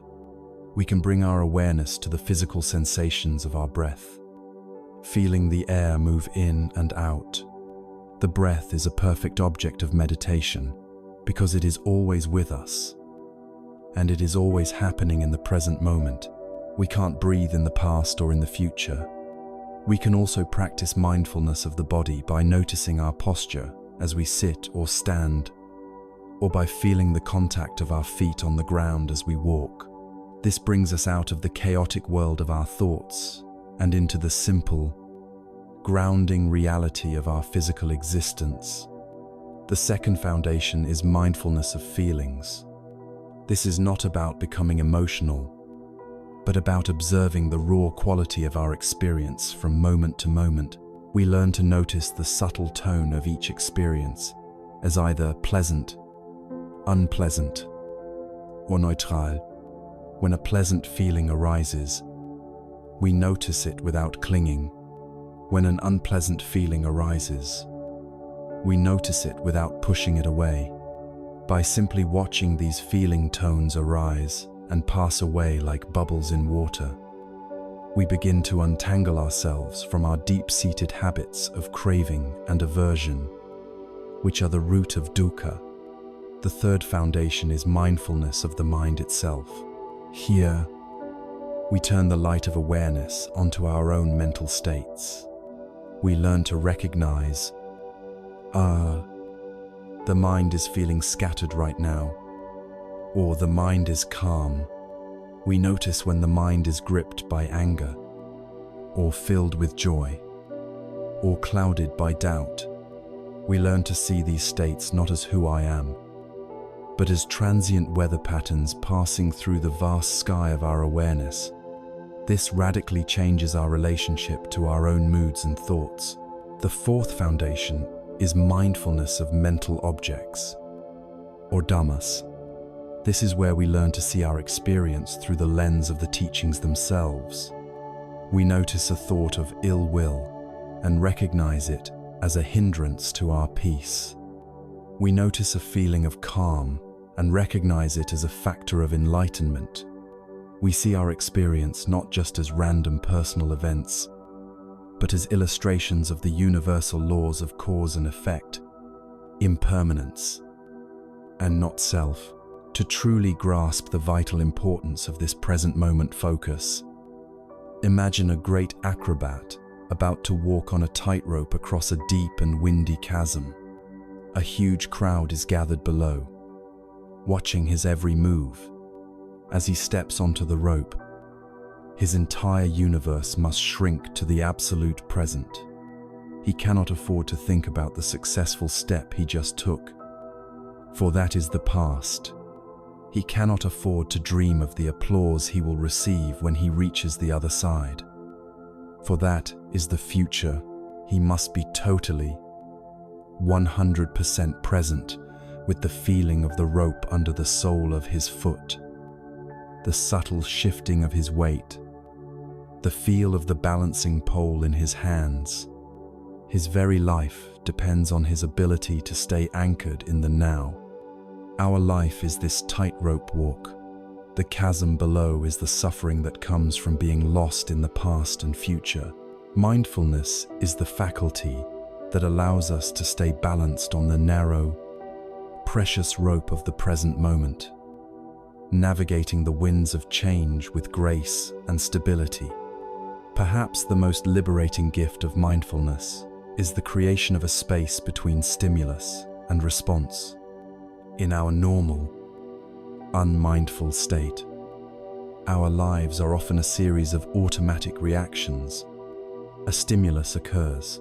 Someone says something rude to you, and an instant response is triggered. We feel anger and say something rude back. There is no space, no freedom, only the mechanical repetition of old habits. Mindfulness inserts a sacred pause into this process. The stimulus still happens, the rude comment is still heard, but because we are mindful, we don't just react, we observe. We feel the flush of anger arise in the body. We see the thought, "I'm going to put them in their place," appear in the mind. But because we see it clearly, we are not swept away by it. In that moment of seeing, a space opens up, and in that space lies our freedom. We have a choice. We can choose to follow the old, reactive pattern and escalate the conflict, or we can choose something different. We can choose to take a breath. We can choose to respond with kindness or with silence. This space is where we stop being a puppet of our past conditioning and become the conscious author of our own lives. Right. Mindfulness is not a complicated or mystical practice. It is simply the gentle, persistent, and kind act of returning. Our mind will wander away 1,000 times into thought, and our practice is simply to notice that it has wandered, and gently, without any scolding, guide it back to the present moment, back to the anchor of the breath or the body. Each time we do this, we are strengthening our mindfulness muscle. We are letting go of distraction and choosing presence. When our mind is repeatedly anchored in the present moment through this gentle practice, it begins to develop a new and powerful quality. It becomes less scattered, more stable, and more unified, like a lens that can gather the scattered rays of the sun and focus them into a single point. Our mind learns to gather its energy. This cultivated stability and collectedness of mind is the next step on the path. The profound practice of right concentration through the gentle, persistent practice of right mindfulness. We have been learning to anchor our awareness in the present moment. We have been training the mind to come back, again and again, from its wanderings in the past and future. As we continue this practice, something remarkable begins to happen. The mind, which was once like a flickering candle flame in a gusty room, susceptible to every passing draft of thought and emotion, begins to grow steady. The flame becomes clear, bright, and unwavering. This cultivated stability of mind, this collectedness and unification of consciousness, is the 8th step of the path. It is Samma Samadhi, or right concentration. If mindfulness is the act of continually bringing a spotlight back to its subject, concentration is the quality of the light itself when it rests there, unwavering and bright. If mindfulness is the shepherd that gently guides the scattered sheep of our thoughts back to the flock, concentration is the peace of the flock when it is gathered together, calm and unified. The two practices are like two wings of a bird. They work together to create flight. Mindfulness is the active, discerning wing that notices distraction and makes adjustments. Concentration is the still, soaring wing that rides the currents of peace once the mind has settled. The Pali word samadhi is often translated as concentration, but its meaning is closer to collectedness or unification. It is the state that arises when all of our scattered mental energy is gathered together and rests upon a single object, such as the breath, without distraction. It is crucial to understand that this is not the kind of concentration born from tense, white-knuckled effort, like when we force ourselves to study for an exam. That kind of concentration is exhausting and stressful. Right concentration, which arises naturally from the patient practice of mindfulness, is relaxed, joyful, and filled with a profound sense of ease. It is the mind coming home to rest in its own natural state of clarity and peace. The journey from a scattered mind to a concentrated one can be beautifully understood through the metaphor of a lake. Our ordinary, untrained mind is like a lake on a windy day. The winds of the five hindrances are constantly blowing across its surface. The wind of sensual desire creates ripples of wanting. The wind of ill will creates choppy waves of anger and frustration. The winds of laziness and restlessness stir up the water, and the wind of doubt makes everything cloudy. In this state, the sediment from the lake bed is churned up, making the water muddy and opaque. A lake in this condition cannot reflect anything clearly. It cannot show you the clear blue sky, the bright moon, or the trees on the shore. This is our mind when it is agitated and scattered, unable to see reality as it is. The practice of meditation, of applying right effort and right mindfulness, is like the process of the wind dying down. As we gently let go of our attachment to desire and our resistance to aversion, the waves begin to subside. As we learn to sit with restlessness and energize the mind when it is dull, the water becomes calmer as we replace doubt with confidence in the path. The mud slowly begins to settle to the bottom. Then, at last, a state of profound stillness arises. The wind has ceased completely. The water of the lake becomes perfectly calm. Without a single ripple, the sediment has settled entirely, leaving the water crystal clear. Now, the surface of the lake is like a flawless mirror. It can reflect with perfect, undistorted fidelity the image of the sky above, the moon and every single star, the precise shape of the trees on the shore. This is the concentrated mind. It is luminous, tranquille, and powerful. It is a mind that is no longer disturbed by the chatter and turmoil of the world. It is a mind that can see reality with penetrating insight, because it is no longer looking through the muddy water of its own agitation. When the mind reaches these deep states of concentration, it is rewarded with an experience of profound pleasure and joy. These states of meditative absorption are known as the jhanas. This is a crucial aspect of the path because it shows us that the way to liberation is not one of grim self-denial. As we let go of our addiction to the coarse, fleeting pleasures of the senses, we gain access to a much more refined, stable, and deeply nourishing form of happiness. This is a joy born not of getting something from the outside world, but of the inner purity and stillness of a unified mind. This sublime, inner bliss is what gives us the strength to let go of our lesser attachments. It is like someone who has discovered the taste of exquisite, gourmet food. They naturally lose their craving for unhealthy junk food. In the same way, when the mind tastes the deep peace of samadhi, it is no longer so easily tempted by the turbulent and unsatisfying pleasures of the world. A mind that has been cultivated in this way develops an unshakable stability.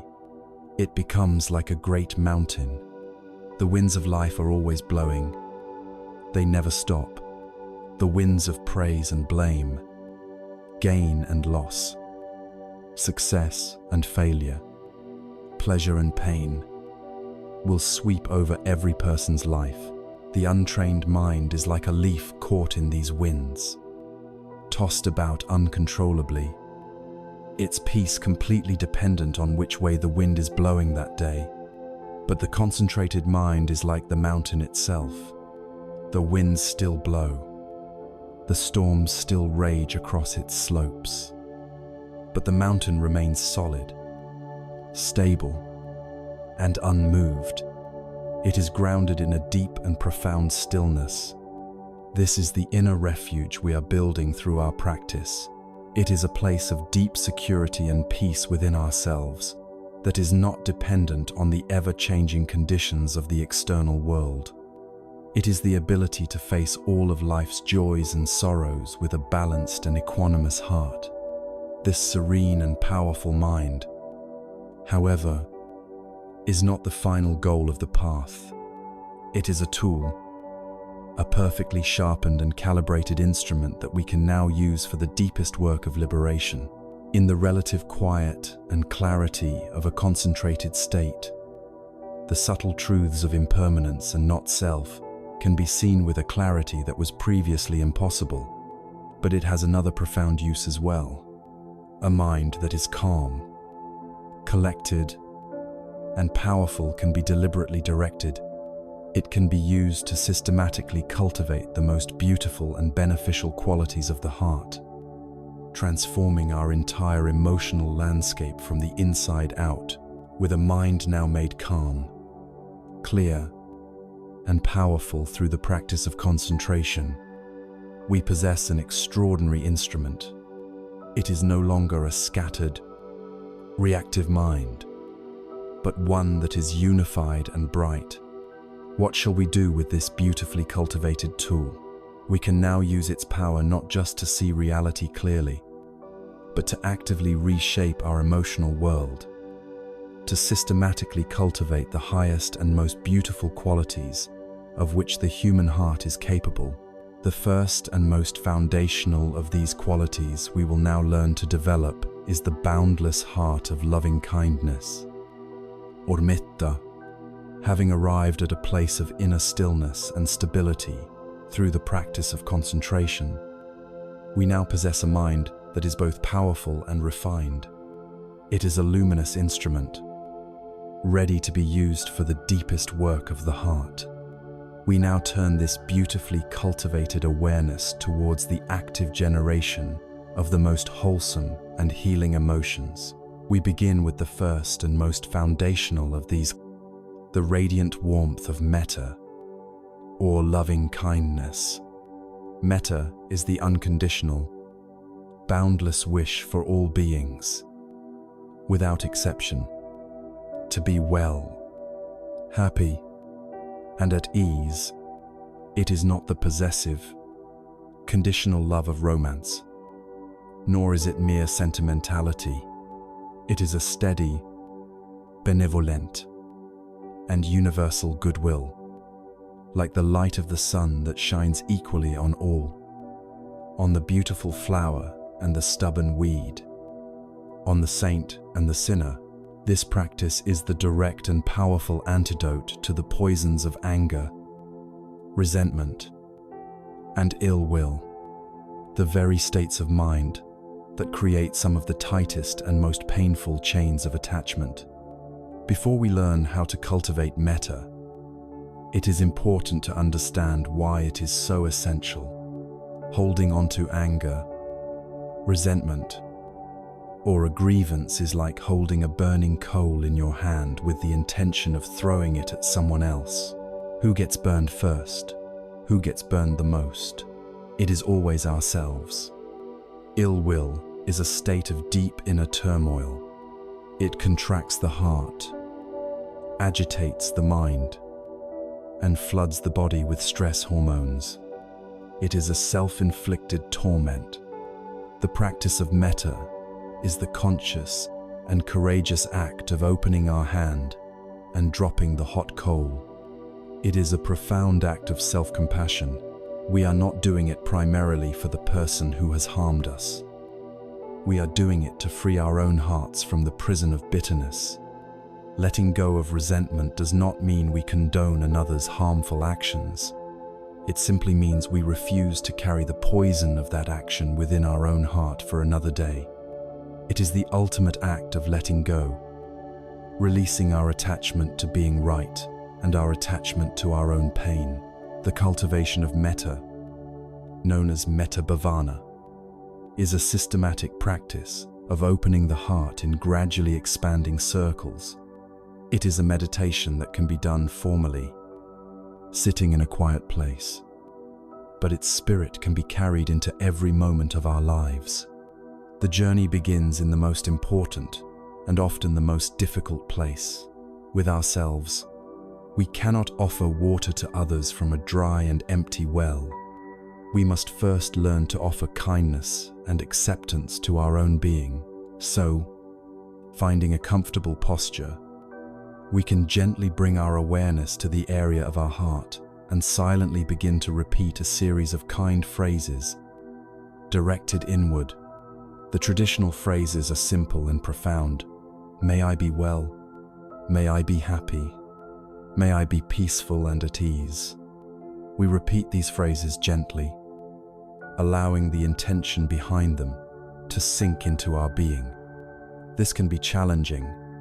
The inner critic may arise with 1,000 reasons why we don't deserve such kindness. Our practice is simply to notice that critic with mindfulness and gently, patiently, return to the phrases. We are planting new seeds. It takes time for them to sprout through the hard soil of old habits. Once we have established some feeling of warmth and kindness for ourselves, we expand the circle. The second stage is to bring to mind a respected or beloved person. This could be a dear friend, a family member, a mentor, or a spiritual teacher, someone for whom our heart naturally feels affection and gratitude. We bring their image to mind, perhaps picturing them smiling and happy, and we extend the same wishes to them. May you be well. May you be happy. May you be peaceful and at ease. At this stage, the feeling of metta often flows more easily, and we can allow that feeling of warmth and goodwill to fill our heart and radiate outwards towards this cherished person. The third stage challenges our habitual indifference. We bring to mind a neutral person. This is someone we see in our daily lives but have no strong feelings about one way or the other. It could be the cashier at the grocery store, a person we see on our daily commute, or a neighbor we barely know. We hold their image in our mind, and, just as before, we extend the phrases of loving kindness to them. May you be well. May you be happy. May you be peaceful and at ease. This practice is powerful because it breaks down the artificial barriers we create between people who matter to me and people who don't. It helps us to recognize the shared humanity in everyone, the simple truth that this person, just like us, wants to be happy and to avoid suffering. The fourth stage is the most transformative and also the most challenging. Here, we bring to mind a difficult person. It is wise to start with someone who is only mildly irritating, not the person who has caused us the deepest harm. With their image in our mind, we try, to the best of our ability, to extend the same wishes of goodwill. May you be well.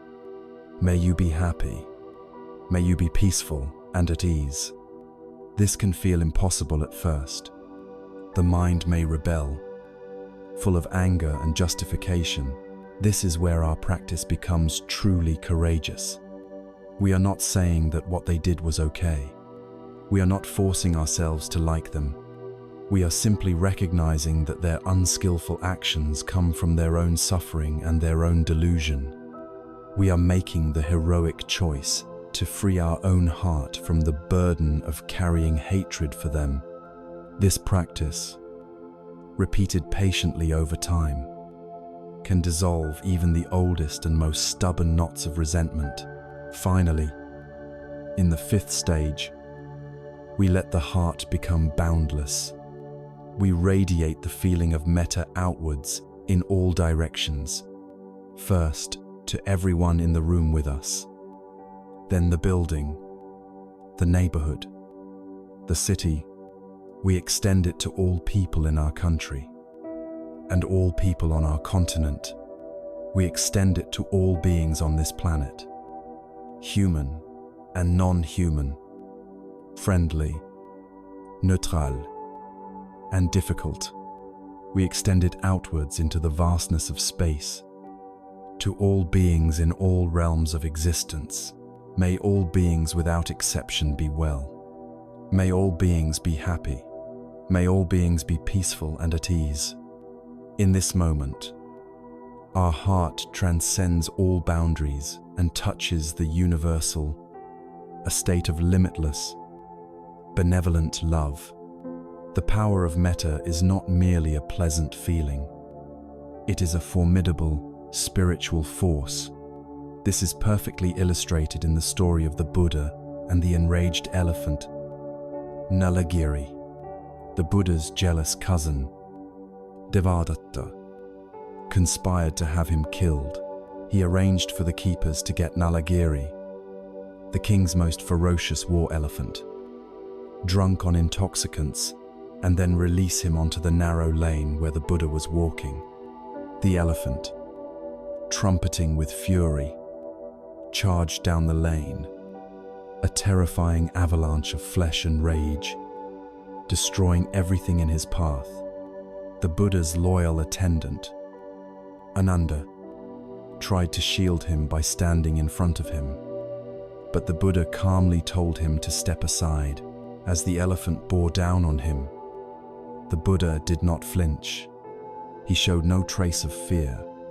He simply stood his ground and radiated a powerful, silent wave of pure, unconditional loving kindness towards the enraged creature. He looked past the terrifying display of aggression and saw the confusion and suffering that was driving it. The force of this metta was like cool water on a raging fire. As Nalagiri entered the field of the Buddha's loving kindness, he began to slow down. His angry trumpeting ceased. The rage drained from his eyes.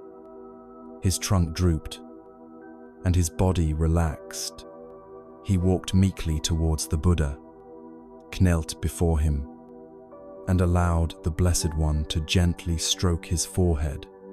The most fearsome creature in the kingdom had been completely subdued, not by a greater force of violence, but by the invincible power of a boundless heart. This is the practice and the power of metta. It is the conscious choice to meet the world with kindness instead of fear, with goodwill instead of judgment. It is the deep cleaning of the heart, washing away the stains of old resentments and hurts, creating a spacious and peaceful inner home. When we have cultivated a heart that genuinely wishes for all beings to be happy, a natural question follows. What happens when we see that they are not happy? What happens when we encounter their suffering directly? A heart filled with goodwill then gives rise to its inseparable companion, the active trembling of the heart in the face of pain. This is the birth of compassion, or karuna, as the boundless warmth of loving kindness, or metta, begins to permeate our being. Our heart softens. We have cultivated the sincere wish for all beings to be happy and well. But as we look at the world with this open heart, we inevitably encounter the first noble truth everywhere we turn. We see that beings are not always happy. We see struggle. We see pain. We see confusion and loss. What happens when our heart, now tender with goodwill, comes into contact with the reality of suffering? The answer is karuna, or compassion. If metta is the wish, may you be happy, then karuna is the heartfelt response when we see that someone is not, and it is the wish, may you be free from your suffering. It is the trembling of the heart in the face of pain, an active, empathetic resonance that moves us to want to help. It is crucial to understand the profound difference between compassion and its near imposter, pity. Pity arises from a place of separation. We look down from our position of imagined safety or superiority upon someone who is suffering, and we think, "Oh, you poor thing, how terrible your life is. I am so glad that is not me. Pity reinforces the ego. It creates a barrier between me, the fortunate one, and you, the unfortunate one. It is a subtle form of aversion to their pain, a way of pushing it away so we don't have to truly feel it. Compassion, on the other hand, is born from a sense of connection and shared humanity. It arises from the wisdom of right view that recognizes our deep interconnectedness and the universality of dukkha. Compassion says, I see your pain.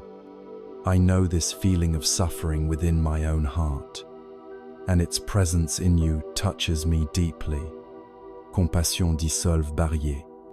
It is the act of feeling with someone, not just feeling for them. A truly compassionate heart must be balanced with wisdom. Many of us fear that if we truly open ourselves to all the suffering in the world, we will be utterly consumed by it. We fear we will drown in a sea of sorrow, a state often called compassion fatigue or burnout. This is a valid concern, and it happens when our empathy is not guided by wisdom and balanced by equanimity. This is sometimes called idiot compassion that, lacking wisdom, acts in ways that may inadvertently cause more harm. It is the misguided desire to be nice at all costs, such as enabling an addict's destructive behavior because we can't bear to see their short-term pain of withdrawal. True, wise compassion understands that we cannot carry the whole world on our shoulders.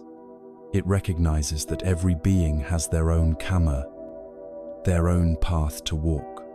We cannot take away another's suffering, but we can offer our presence, our support, and our peaceful heart. We can act where it is skillful to act, and we can offer the quiet power of our compassionate intention when direct action is not possible. Wisdom protects compassion from becoming overwhelming, allowing our hearts to remain open without being shattered. Like loving kindness, compassion can be systematically cultivated through meditation. The practice is very similar, but the focus shifts from wishing happiness to wishing for freedom from suffering. And again, the practice must begin with ourselves.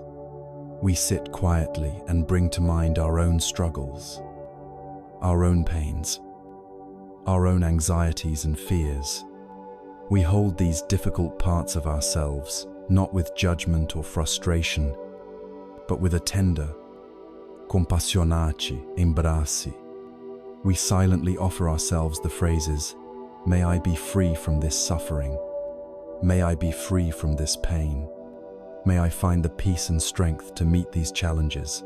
By developing compassion for our own humanity, our own imperfections, we create the capacity to offer it more genuinely to others.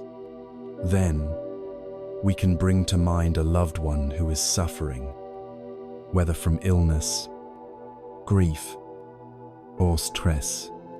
We hold them in our heart and extend the wish, may you be free from your suffering. May you find the resources, both inner and outer, to heal and be at peace. We allow our heart to connect with their pain in a supportive, rather than a drowning way. From there, we can expand the circle outwards, bringing to mind the immense and varied suffering of beings throughout the world. We think of those in war-torn regions, those experiencing famine or disease, those suffering from injustice or loneliness. We hold this vast ocean of dukkha in our awareness, and from the stability of our own heart, we radiate the powerful intention, may all beings everywhere be free from their suffering. This is not a passive sentiment. It is a powerful mental orientation that actively counteracts the forces of apathy and indifference in our own minds. It is a vow to be an agent of healing in the world. in whatever small or large ways we can. The ultimate embodiment of this active, wise compassion is found in the archetypal figure of Avalokiteshvara, the Bodhisattva of compassion. Known in East Asia as Kwan Theum or Canon, the story is told that Avalokiteshvara was a being of immense wisdom who, after eons of practice, was on the very threshold of attaining the final peace of nirvana. But as he was about to enter this state of ultimate release, he paused. He heard the cries of suffering rising up from the countless beings still trapped in the cycles of birth and death. Moved by a compassion so vast, it was unbearable to ignore. He made a great vow. He chose to postpone his own final peace, vowing to remain engaged with the world, using his wisdom to help all beings until the very last one was liberated from suffering. In iconic imagery, Avalokiteshvara is often depicted with 1,000 arms and 1,000 eyes. The 1,000 eyes represent his perfect, all-seeing wisdom, which allows him to perceive the suffering of every being in every corner of the universe. The 1,000 arms represent his boundless capacity for skillful action, his ability to reach out and offer exactly what is needed in any given situation. In the palm of each hand is an eye, symbolizing the profound truth that all compassionate action must be guided by wisdom. His very name can be translated as the one who hears the cries of the world. This emphasizes that compassion is not a blind feeling. It is an attentive listening, a deep perception of the needs of others, followed by a wise and effective response. Avalokiteshvara represents our own highest potential for a courageous, engaged, and infinitely tender heart. Practicing compassion is the direct antidote to the fortress we build around our hearts. We spend so much energy trying to shield ourselves from the world's pain, believing this will keep us safe. We cultivate numbness, cynicism, and indifference as defense mechanisms, but this armor is heavy. It is isolating, and it cuts us off from the joy of genuine connection. The practice of karuna is the gentle, courageous act of dismantling this armor, piece by piece. It is the willingness to keep our heart open, even in the face of pain, and in doing so, we discover a profound truth. An open heart, though vulnerable, is infinitely more resilient, more alive, and more joyful than a heart that is closed and heavily guarded. We let go of our fear of pain, and in doing so, we find the freedom to truly love. Having cultivated a heart that genuinely wishes for all beings to be happy with metta, and one that trembles with the desire to relieve their suffering with karuna, there is another essential dimension to a truly boundless heart. What is our response when we see things go well for others? What is our reaction to their happiness, their success, and their good fortune? This brings us to the practice that is the direct antidote to the poison of jealousy and comparison. The sublime quality of sympathetic joy, or mudita. We have opened our hearts with loving kindness, wishing for all beings to find happiness. We have opened them further with compassion, wishing for all to be free from suffering. Now, we arrive at a practice that is perhaps the most selfless and expansive of all the heart's qualities. It addresses a very subtle and often painful corner of our minds, our reaction to the happiness of others. This is the practice of mudita, which is often translated as sympathetic or appreciative joy. It is the genuine, wholehearted ability to rejoice in the good fortune, the success, and the happiness of other people. If our own happiness is a small candle, Mudita is the practice of allowing our heart to become a hall of mirrors, reflecting and amplifying the light of every other candle in the room, filling the entire space with a brilliant and boundless light. To truly appreciate the liberating power of mudita, we must first look honestly at its opposite, the toxic and contracting poison of jealousy and envy. Jealousy is the painful feeling that arises in our heart when we see someone else has something that we want. Whether it is a possession, a relationship, a skill, or a success, it is a feeling of lack, a bitter taste that whispers, "Their success somehow diminishes me. Their happiness is a reminder of what I don't have." This feeling is rooted directly in the illusion of the separate self, the ego that is constantly measuring, comparing, and competing. It is a product of the scarcity mindset, the false belief that happiness is a limited resource and that life is a zero-sum game where one person's gain must be another's loss. In our modern world, we are immersed in a culture that relentlessly fuels this poison. Social media feeds us a constant, curated stream of other people's highlight reels, their perfect vacations, their successful careers, their beautiful families. We are tempted at every moment to compare our messy, real, behind-the-scenes life with their polished public image. And this comparison is a recipe for chronic dissatisfaction and envy. Jealousy is a miserable prison. It tightens the heart, darkens the mind, and isolates us from the very people we could be connecting with. It is a heavy chain, and mudita is the key that sets us free. Mudita is the radical and joyful recognition that happiness is not a limited commodity. It is an infinite resource. It is the understanding that another person's light does not extinguish our own. In fact, it only adds to the brightness of the world. To practice mudita is to learn how to access a limitless source of joy. If we can only be happy when good things happen to us, our opportunities for happiness are few and far between. But if we can learn to be genuinely happy when good things happen to our friends, our family, our colleagues, and even strangers, then our opportunities for joy become endless. Every moment of happiness we witness anywhere in the world becomes a direct source of nourishment for our own heart. Like the other heart practices, mudita can be cultivated through a gentle and systematic meditation. Interestingly, while metta and karuna begin with oneself, it is often easiest to begin the practice of mudita by focusing on someone for whom we feel uncomplicated affection, like a dear friend. So, we begin by bringing to mind a good friend and thinking of a recent success or piece of good fortune they have experienced.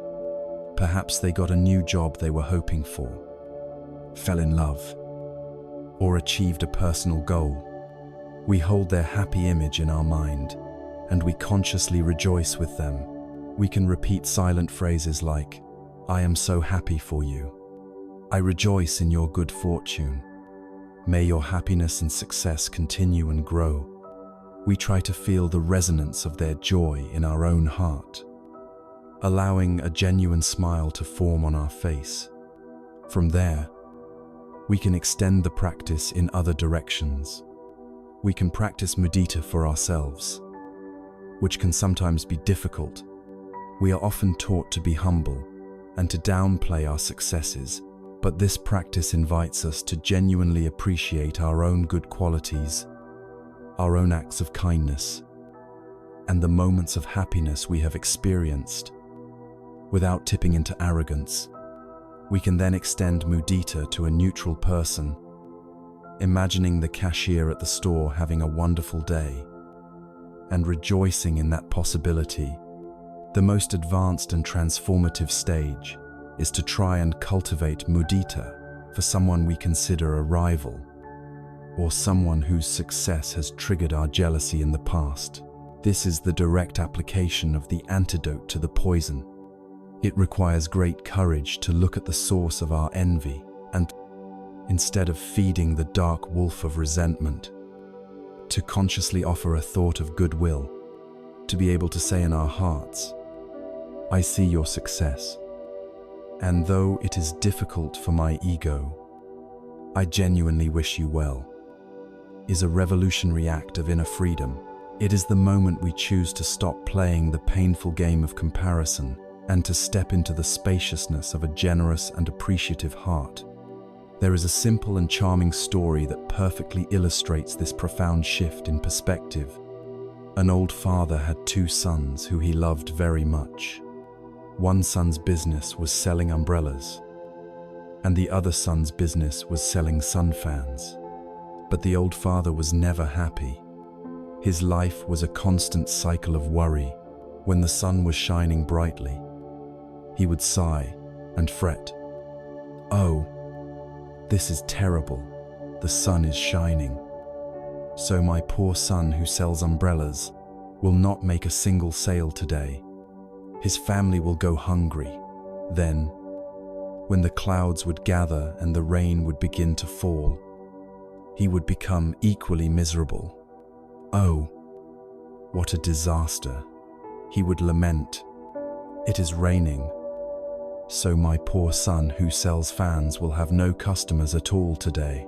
Because of his perspective, no matter what the weather was, he found a reason to be unhappy.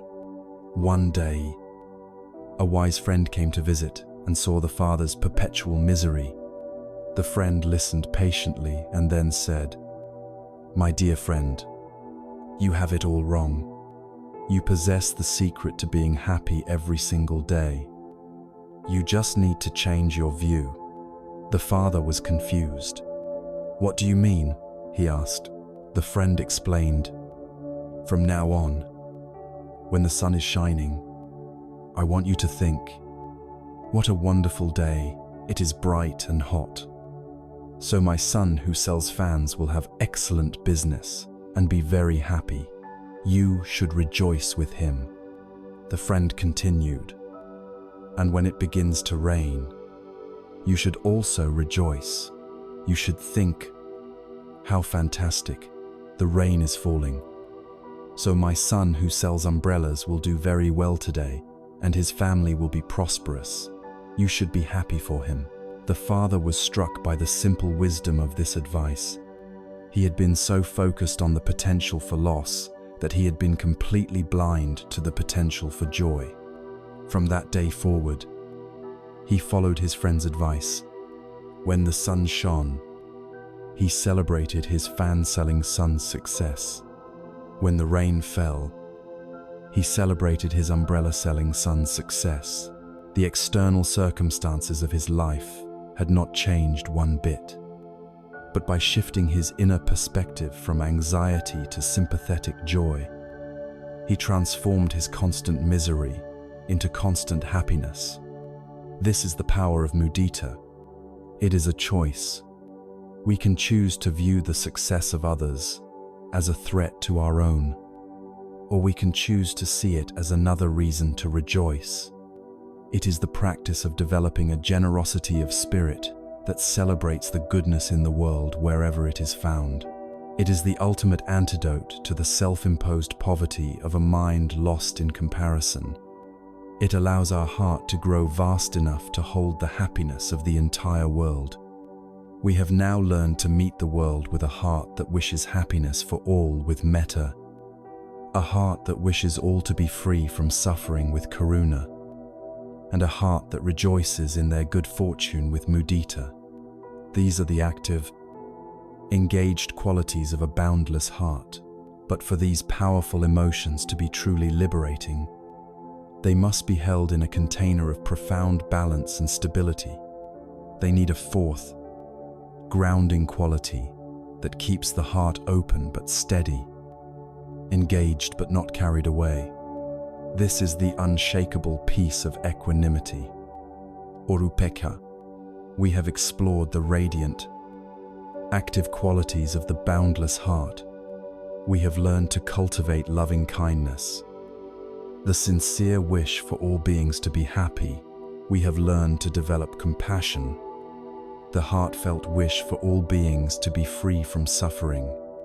And we have learned to practice sympathetic joy, the generous celebration of the good fortune of others.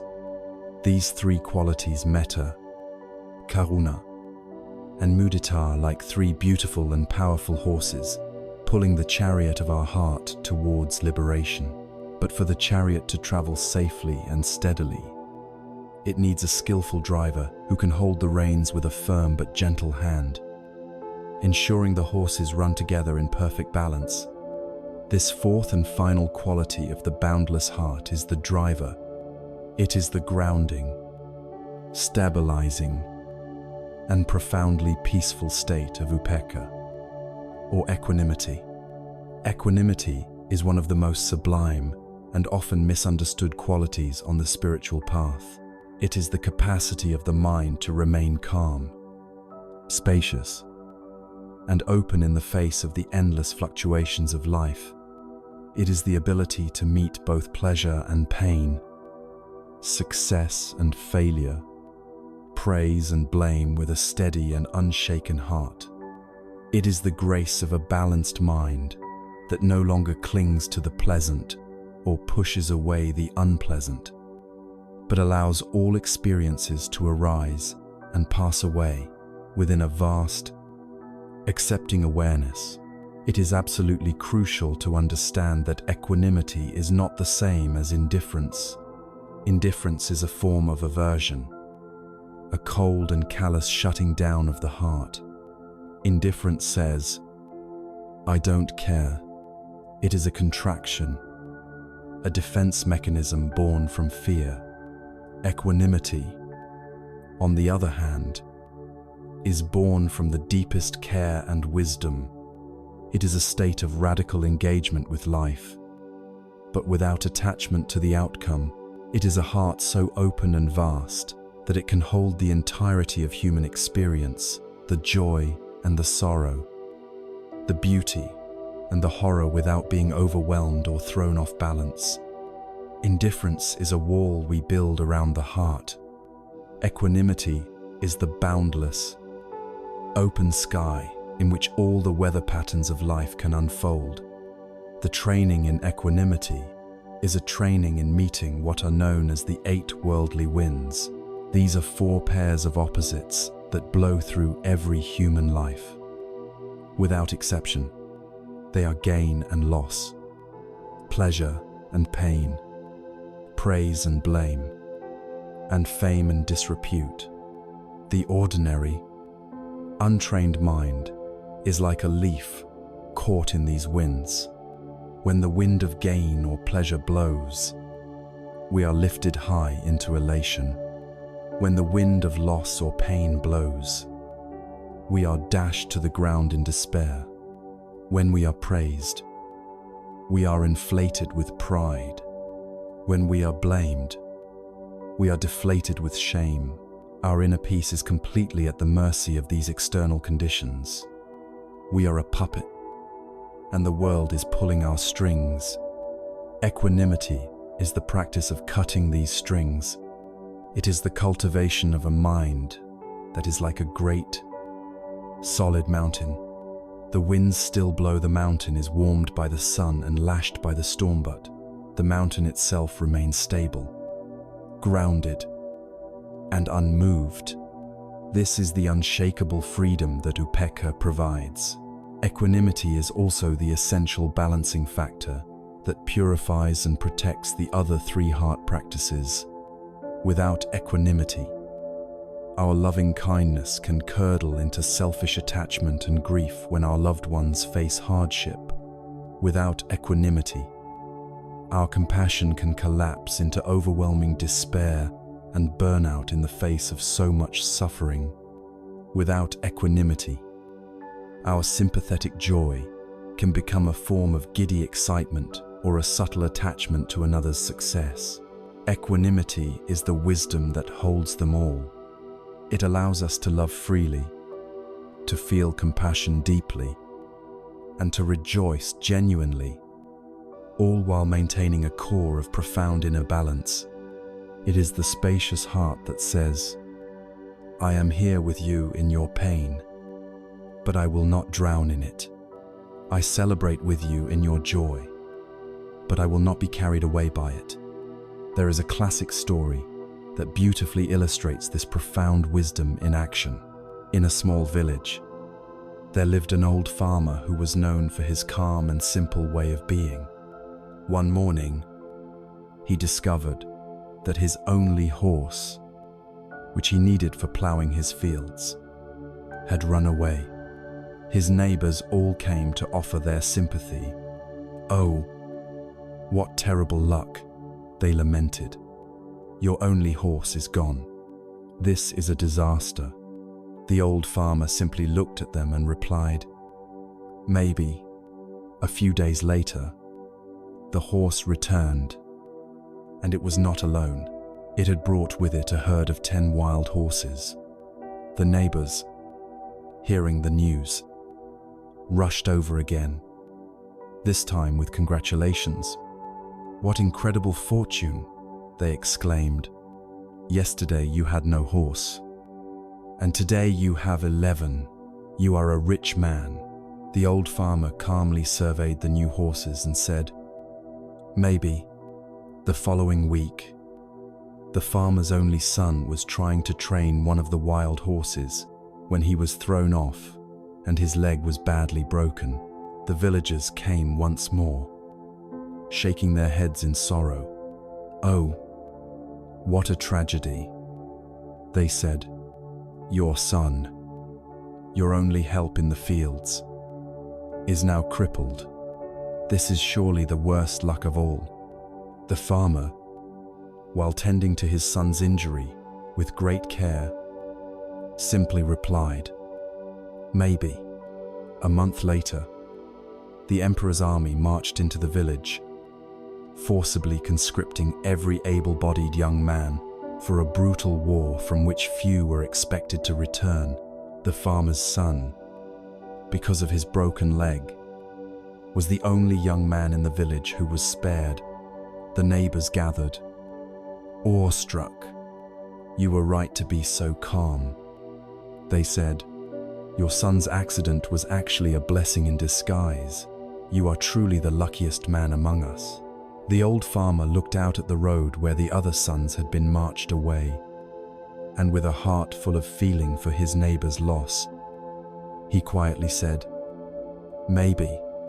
The farmer is not indifferent. He feels the sting of loss, the pleasure of gain, and the pain of his son's injury. But his inner peace is not dependent on these changing events.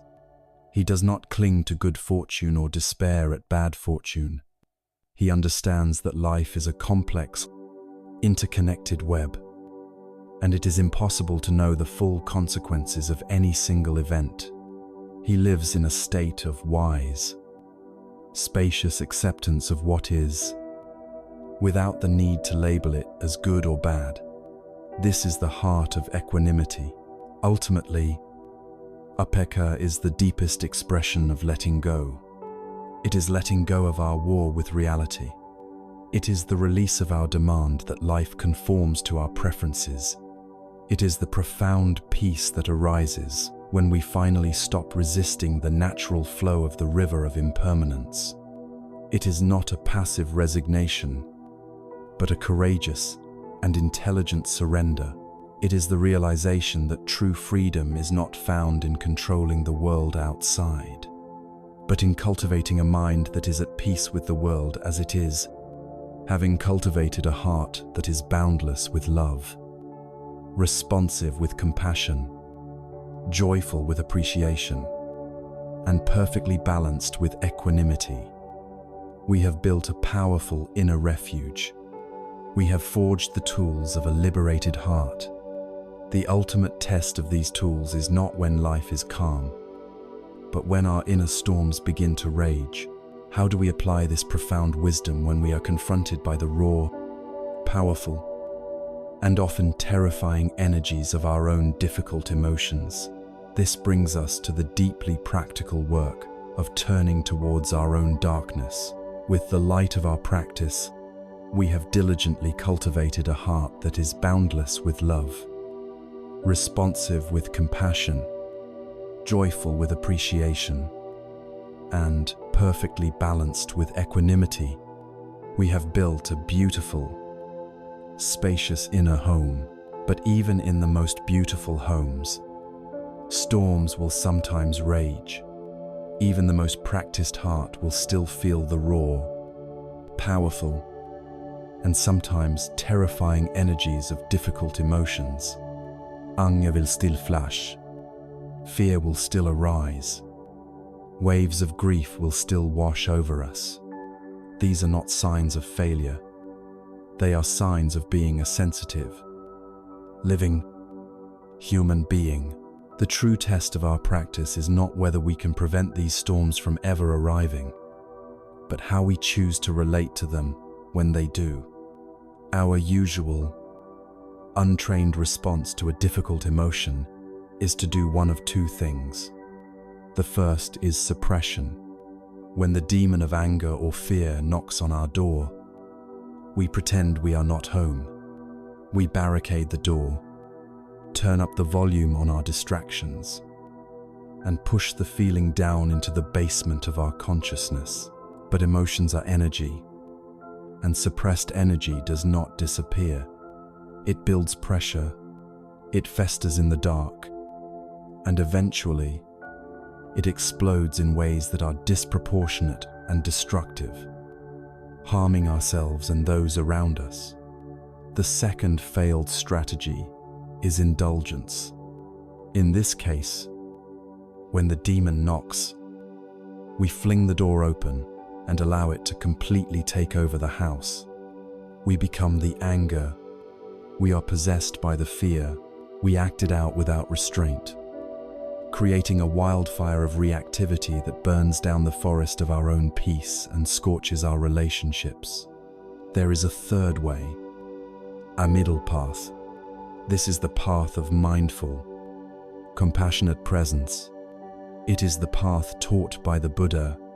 Here, when the demon knocks on the door, we do not barricade it, nor do we let it take over.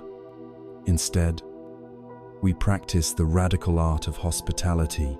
We take a deep breath, open the door, and say with a calm and steady heart, Anger, I see you are here. I will not fight you, and I will not let you run my house, but I will not turn you away. Please, come in, sit down, let us have tea together. This act of inviting the demon to tea is a revolutionary shift from conflict to curiosity, from fear to friendship. It is the recognition that these difficult emotions are not our enemies. They are wounded parts of ourselves, messengers from our subconscious, crying out for our attention and our care. This tea ceremony with our inner demons can be practiced using a simple four-step framework of mindfulness and compassion. The first step is to recognize this is the simple, non-judgmental act of noticing and naming what is present. When a wave of anger arises, instead of being swept away by it, we take a mental step back and say, this is anger. We might notice the physical sensations, the heat in the face, the clenched fists, the rapid heartbeat. By naming it, we are no longer identified with it. We are not anger. We are the awareness that sees the anger. This recognition creates a crucial space. The second step is to allow. This is the practice of letting go of our resistance. We make a conscious choice to let the emotion be there, without needing to fix it, judge it, or make it go away immediately. This is perhaps the hardest step, as our whole being is conditioned to push away pain. But resistance is the fuel of suffering. Allowing does not mean we like the feeling. It simply means we acknowledge the reality that the feeling is already here. We drop the inner war. We say to the anger, "You can be here for now. I will not fight you." We are unclenching the fist of our mind and allowing the energy to simply be. The third step is to investigate with kindness. Once we have allowed the emotion to be present, we can turn towards it with a gentle, non-aggressive curiosity. We are not analyzing it like a scientist dissecting a specimen. We are listening to it like a compassionate friend. We might silently ask the feeling, "What do you need? What are you trying to protect? What is the hurt that lies beneath you?" We can investigate its physical nature more deeply. Where is this sadness in my body? Is it a weight in my chest? A hollowness in my stomach? What does it actually feel like? As pure sensation, this intimate, gentle investigation helps to dissolve the power of the story behind the emotion and connects us to the raw, transient energy itself. The fourth and final step is to nurture. This is the active application of loving kindness and compassion to the wounded part of ourselves that is generating the emotion. Having recognized, allowed, and investigated the feeling, we now offer it our care. We might place a hand on our heart, a gesture of profound self-compassion, and offer soothing, kind words to ourselves. "I know this is painful. I am here for you. I will not abandon this feeling." We are giving the frightened child inside us the love and security it has been longing for. We are feeding our demon not with fear and resistance, but with the nourishing nectar of our own kindness. This profound principle of turning towards, rather than running from, our inner demons is powerfully illustrated in the life of the great 11th century Tibetan yogini, Machig Lobdran. She developed a radical practice called churd, which means to cut through the ego's attachment and fear. Instead of seeking out peaceful and beautiful places to meditate, Machig Lobdran would intentionally go to the most terrifying and haunted places she could find, like charnel grounds and desolate mountaintops. Late at night, there, she would sit and invite all the demons, hungry ghosts, and terrifying entities her mind could imagine to come to her. But instead of fighting them with magic or prayers, she did something extraordinary. She would visualize her own body being transformed into a vast and delicious feast of pure, compassionate nectar. She would then unconditionally offer this feast to all the demons, inviting them to come and take whatever they wanted, to eat and drink until they were completely satisfied, until all of their frustrated hunger was appeased. Her profound insight was that what our inner demons, our deepest fears, traumas, and neurocestrally hunger for is not our destruction, but our loving awareness. By feeding them with limitless compassion instead of fighting them with fear, their terrifying forms would dissolve, and they would often transform into powerful allies and protectors of the Dharma. Machig Lobdran taught that the only real demons are the ones inside our own minds, and the only way to liberate them is to embrace them with fearless compassion. This is the ultimate expression of inviting the demon to tea. It is the understanding that the process of letting go, in this context, is not about getting rid of the emotion. Anger, fear, and sadness are natural human energies. Letting go means releasing our identification with them. We are not the anger. We are the spacious awareness in which anger can arise and pass away. We are not the fear. We are the compassionate heart that can hold the fear with tenderness. This shift in identity from being the emotion to being the loving container for the emotion, is the very essence of freedom. When we learn that we do not need to be afraid of our own inner world, when we discover through our own experience that even our greatest demons can be met with kindness and transformed by compassion, a profound sense of peace and fearlessness begins to permeate our entire life. We no longer need to constantly seek distraction or excitement to avoid the discomfort of what lies within. This opens the door to a new and deeper kind of happiness, one that is not dependent on dramatic events or peak experiences, but can be found in the simple, quiet, and often overlooked moments of our everyday existence. This is the gentle art of finding joy in the ordinary. Having learned to turn towards our inner storms with courage and kindness, we discover a new sense of fearlessness. The demons we were so afraid of are revealed to be nothing more than transient energies, capable of being met with a compassionate heart. As this inner fear subsides, so too does our frantic, outward chase for distraction and happiness. For most of our lives, we operate under a powerful delusion, the belief that peace and happiness are destinations we must arrive at in the future. We tell ourselves, I will finally be happy when I get that promotion, or when I find the perfect partner, or when I can afford that house, or when I retire. We live in a perpetual state of not yet, constantly striving for a future moment where we can finally give ourselves permission to be at ease. And in doing so, we completely miss the only life we ever have, the one that is unfolding in this very moment. The path of awakening invites us to a radical and liberating alternative. It suggests that peace is not a destination to be reached, but a quality of presence to be uncovered.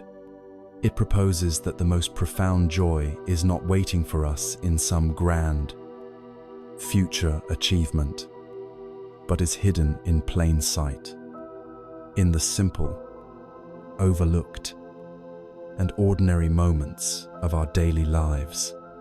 The miracle is not in walking on water. The miracle is in walking on this earth, fully present. It is the art of finding the sacred in the mundane, the extraordinary in the ordinary. Let us take the simple act of drinking a cup of tea. For most of us, this is a mindless activity. We drink our tea while scrolling through our phone, planning our day, worrying about a meeting, or replaying a conversation in our heads. We taste nothing. We feel nothing. The tea is gone, and we barely registered that we drank it. But this same simple act can be transformed into a profound meditation, a moment of deep peace and connection. Imagine you practice drinking a cup of tea with mindfulness. First, you just look at the cup.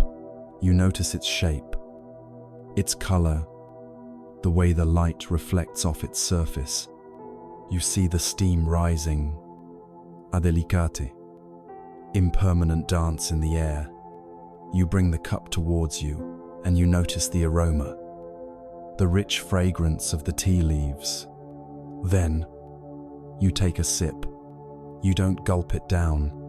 You let the liquid rest in your mouth for a moment, and you truly taste it. You notice its warmth, its flavor, its texture. As you swallow, you feel the warmth spreading down into your body, a feeling of gentle nourishment. For these few minutes, your entire universe is just this cup of tea. Your mind is not in the past or the future. It is right here, fully engaged in a simple, sensory reality. In this moment, there are no problems to be solved. There is no destination to reach. There is only the warmth, the aroma, the taste. This is peace. This peace was not created. It was simply revealed by paying attention, This same mindful presence can be brought to any activity.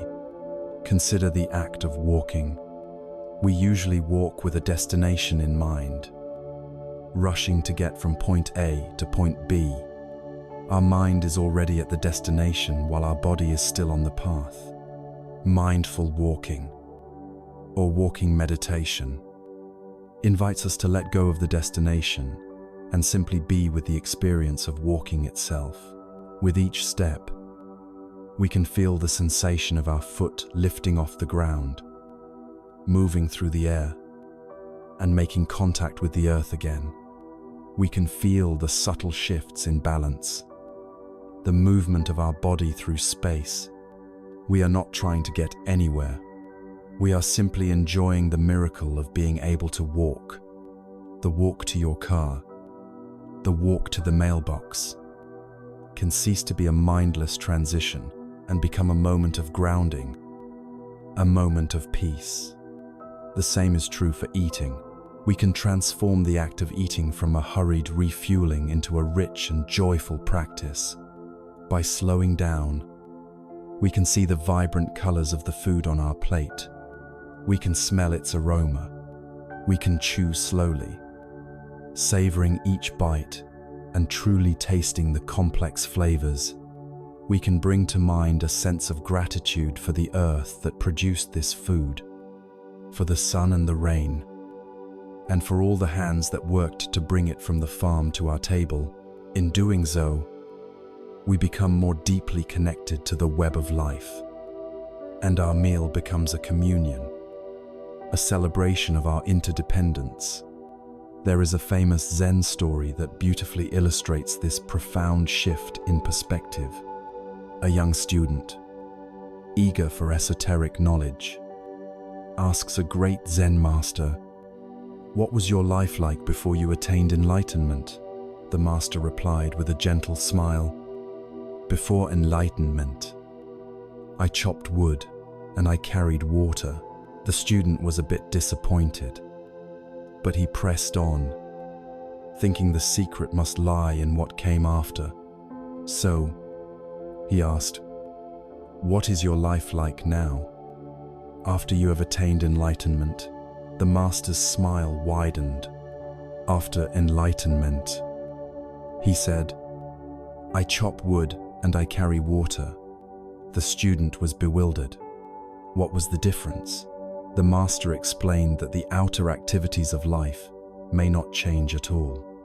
The transformation is entirely internal. Before enlightenment, when he was chopping wood, his mind was elsewhere.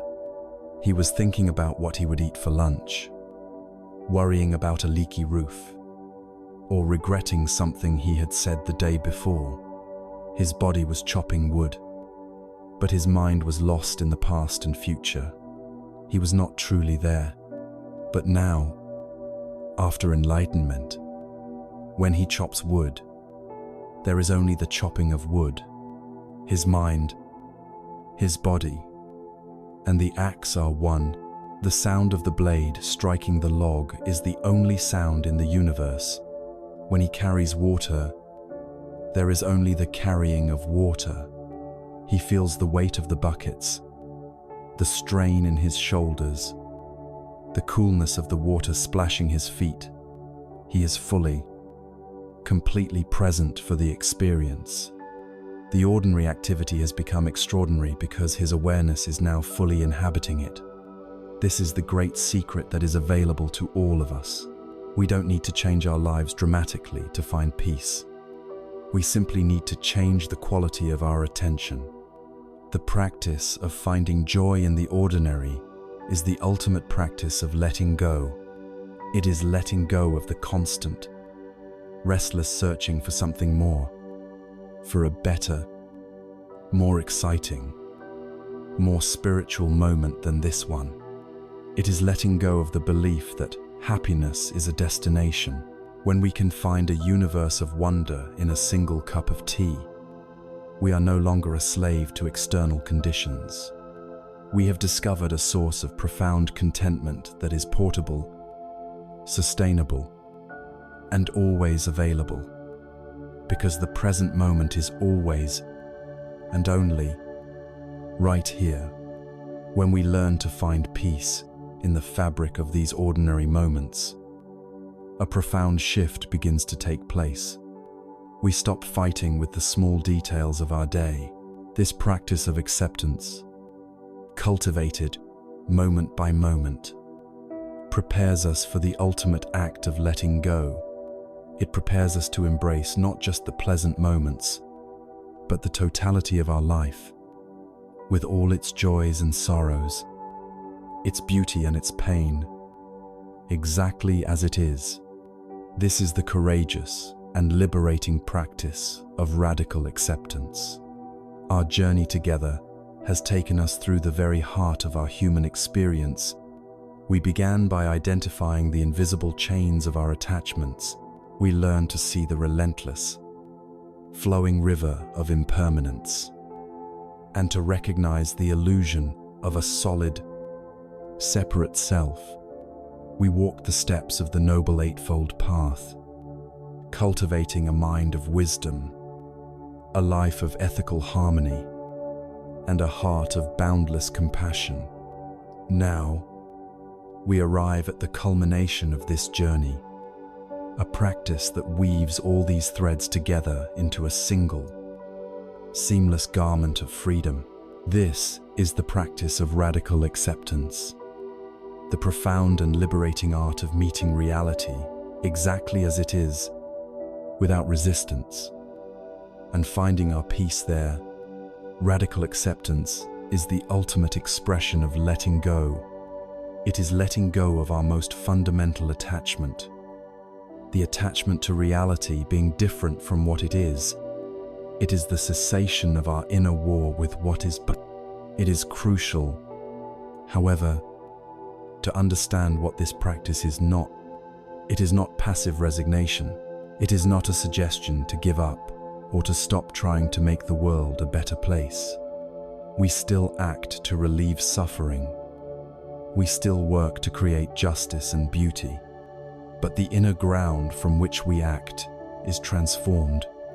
We no longer act from a place of angry, fearful resistance to reality, but from a place of clear-eyed, courageous acceptance of it. This makes our actions infinitely more sustainable, wise, and peaceful. Furthermore, radical acceptance is not a condoning of harmful behavior. To accept that a hurtful event has happened is not to say that it was okay. It is simply to acknowledge the undeniable truth that it has already occurred, and to work from that point of reality, rather than being trapped in the futile, suffering-filled loop of it. Shouldn't have been this way. This practice can be applied to every domain of our lives. We can practice radical acceptance of our bodies, with all their imperfections, their aging, and their pains, letting go of the exhausting war against our own physical form. We can practice it with our emotions, allowing anger, sadness, and fear to arise and pass without being the enemy.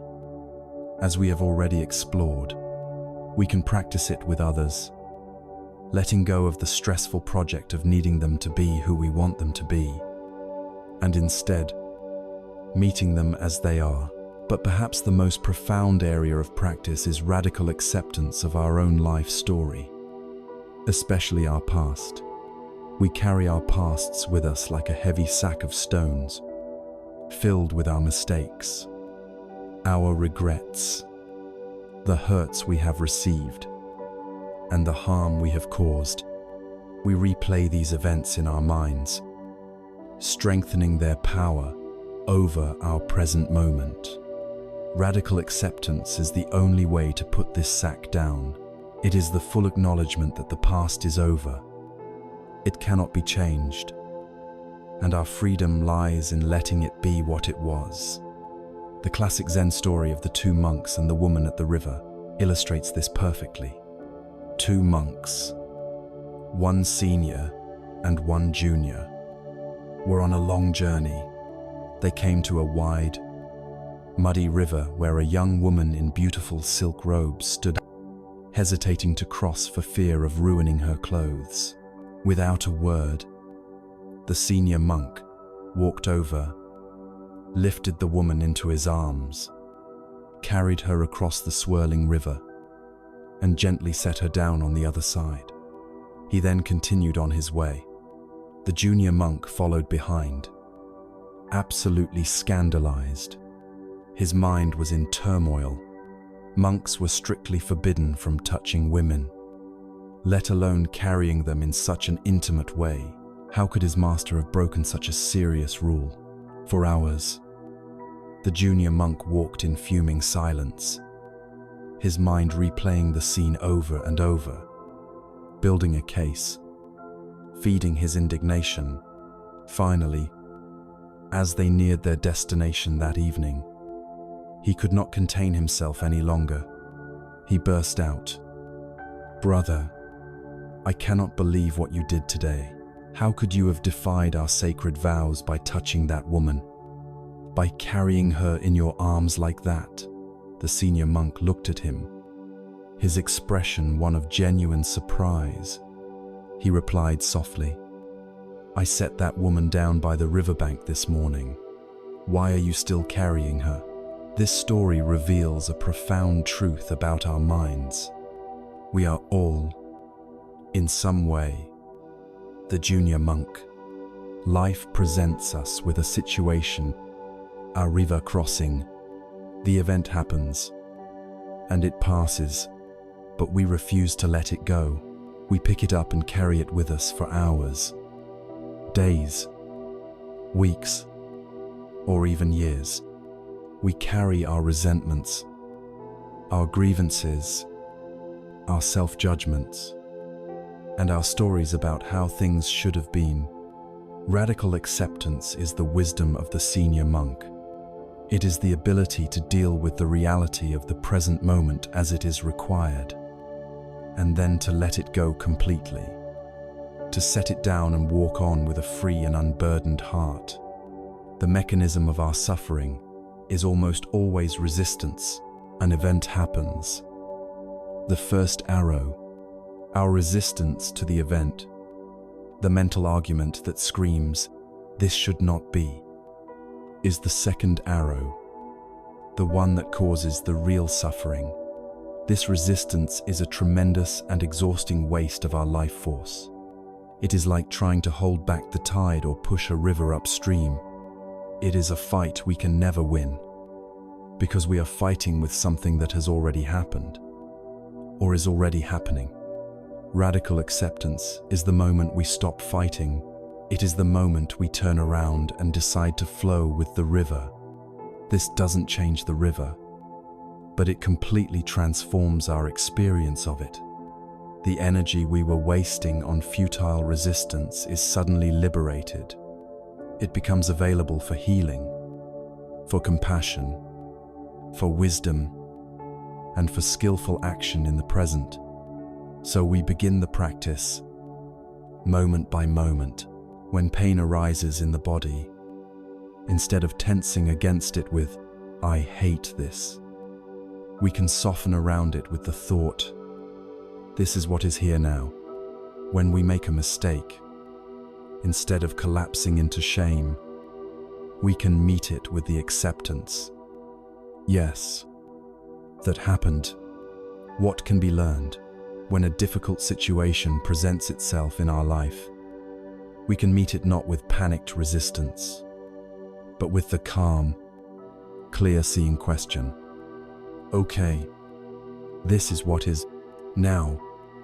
What is the most skillful and compassionate response? This is the ultimate meaning of letting go. It is not about pushing the world away. It is not about becoming unfeeling or detached. It is about letting go of our war with the world. It is a courageous embrace of life, in all its messy, unpredictable, painful, and beautiful glory. It is the deep, abiding peace that comes when we finally stop demanding that reality be anything other than what it is. It is the discovery that our freedom was never hidden in some future, perfect circumstance. It was here all along, waiting for us in the spacious, open, and accepting heart of this very moment. This journey, from seeing our chains to accepting the whole of reality, is the great path to freedom laid out by the wise ones. It is a journey from a contracted, fearful heart to one that is open, boundless, and at peace. Now, let us take a moment to look back on the path we have traveled, to gather its essential wisdom, and to see how we can carry its light into every remaining moment of our lives. We have traveled a long way together on this inner journey. We began in the shadowed valley of our own unease, feeling the weight of unseen chains, the silent burden of a life spent trying to control the uncontrollable.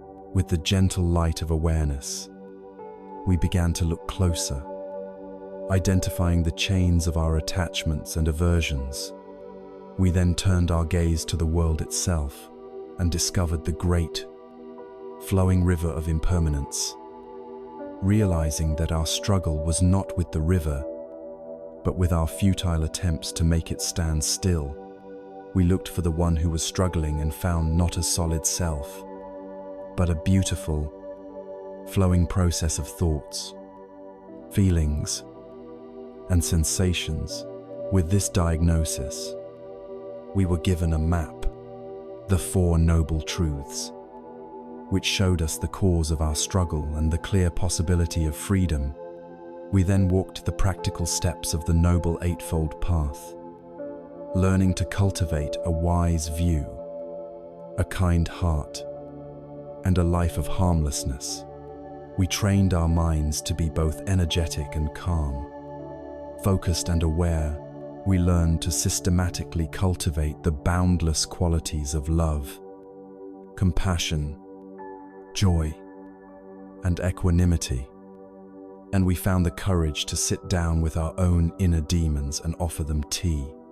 Finally, we arrived at the spacious peace of radical acceptance, the ultimate letting go of our war with reality, finding our freedom not by changing the world, but by changing our relationship to it. If there is one essential truth to carry with you from this journey, let it be this: peace is not a destination you arrive at when all your problems are solved. It is not the absence of storms, but the discovery of a profound stillness within the heart of the storm. For thousands of years, we have looked for happiness in all the wrong places, believing it could be found in external possessions, in the approval of others, or in some perfect future moment. The great revelation of the path is that the peace we seek is an internal quality of the mind, a state of being that is always accessible to us, right here, in the simple, unadoned, present moment. Letting go is not an act of loss.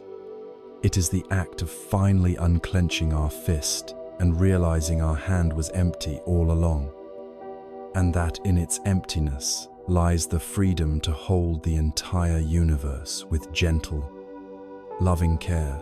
This path may seem vast, but you do not need to be a monk in a monastery or a sage on a mountaintop to walk it. This journey is for you, right here, in the midst of your beautifully complex and ordinary life. It does not demand that you become someone else. It only asks that you become more fully, more mindfully, and more compassionately who you already are. You do not need to accomplish all of it at once. The entire journey, with all its profound wisdom, begins with a single, simple step. It begins with one conscious breath. So, right now, just for this moment, let go of everything. Let go of what you have just learned. Let go of what you think you need to do. Just feel the simple sensation of the air entering your body, and the sensation of it leaving, in that small gap, in that simple moment of presence, is the seed of all the peace and freedom we have spoken of. The path is not a distant shore. It is as close as your own breath. The journey begins now.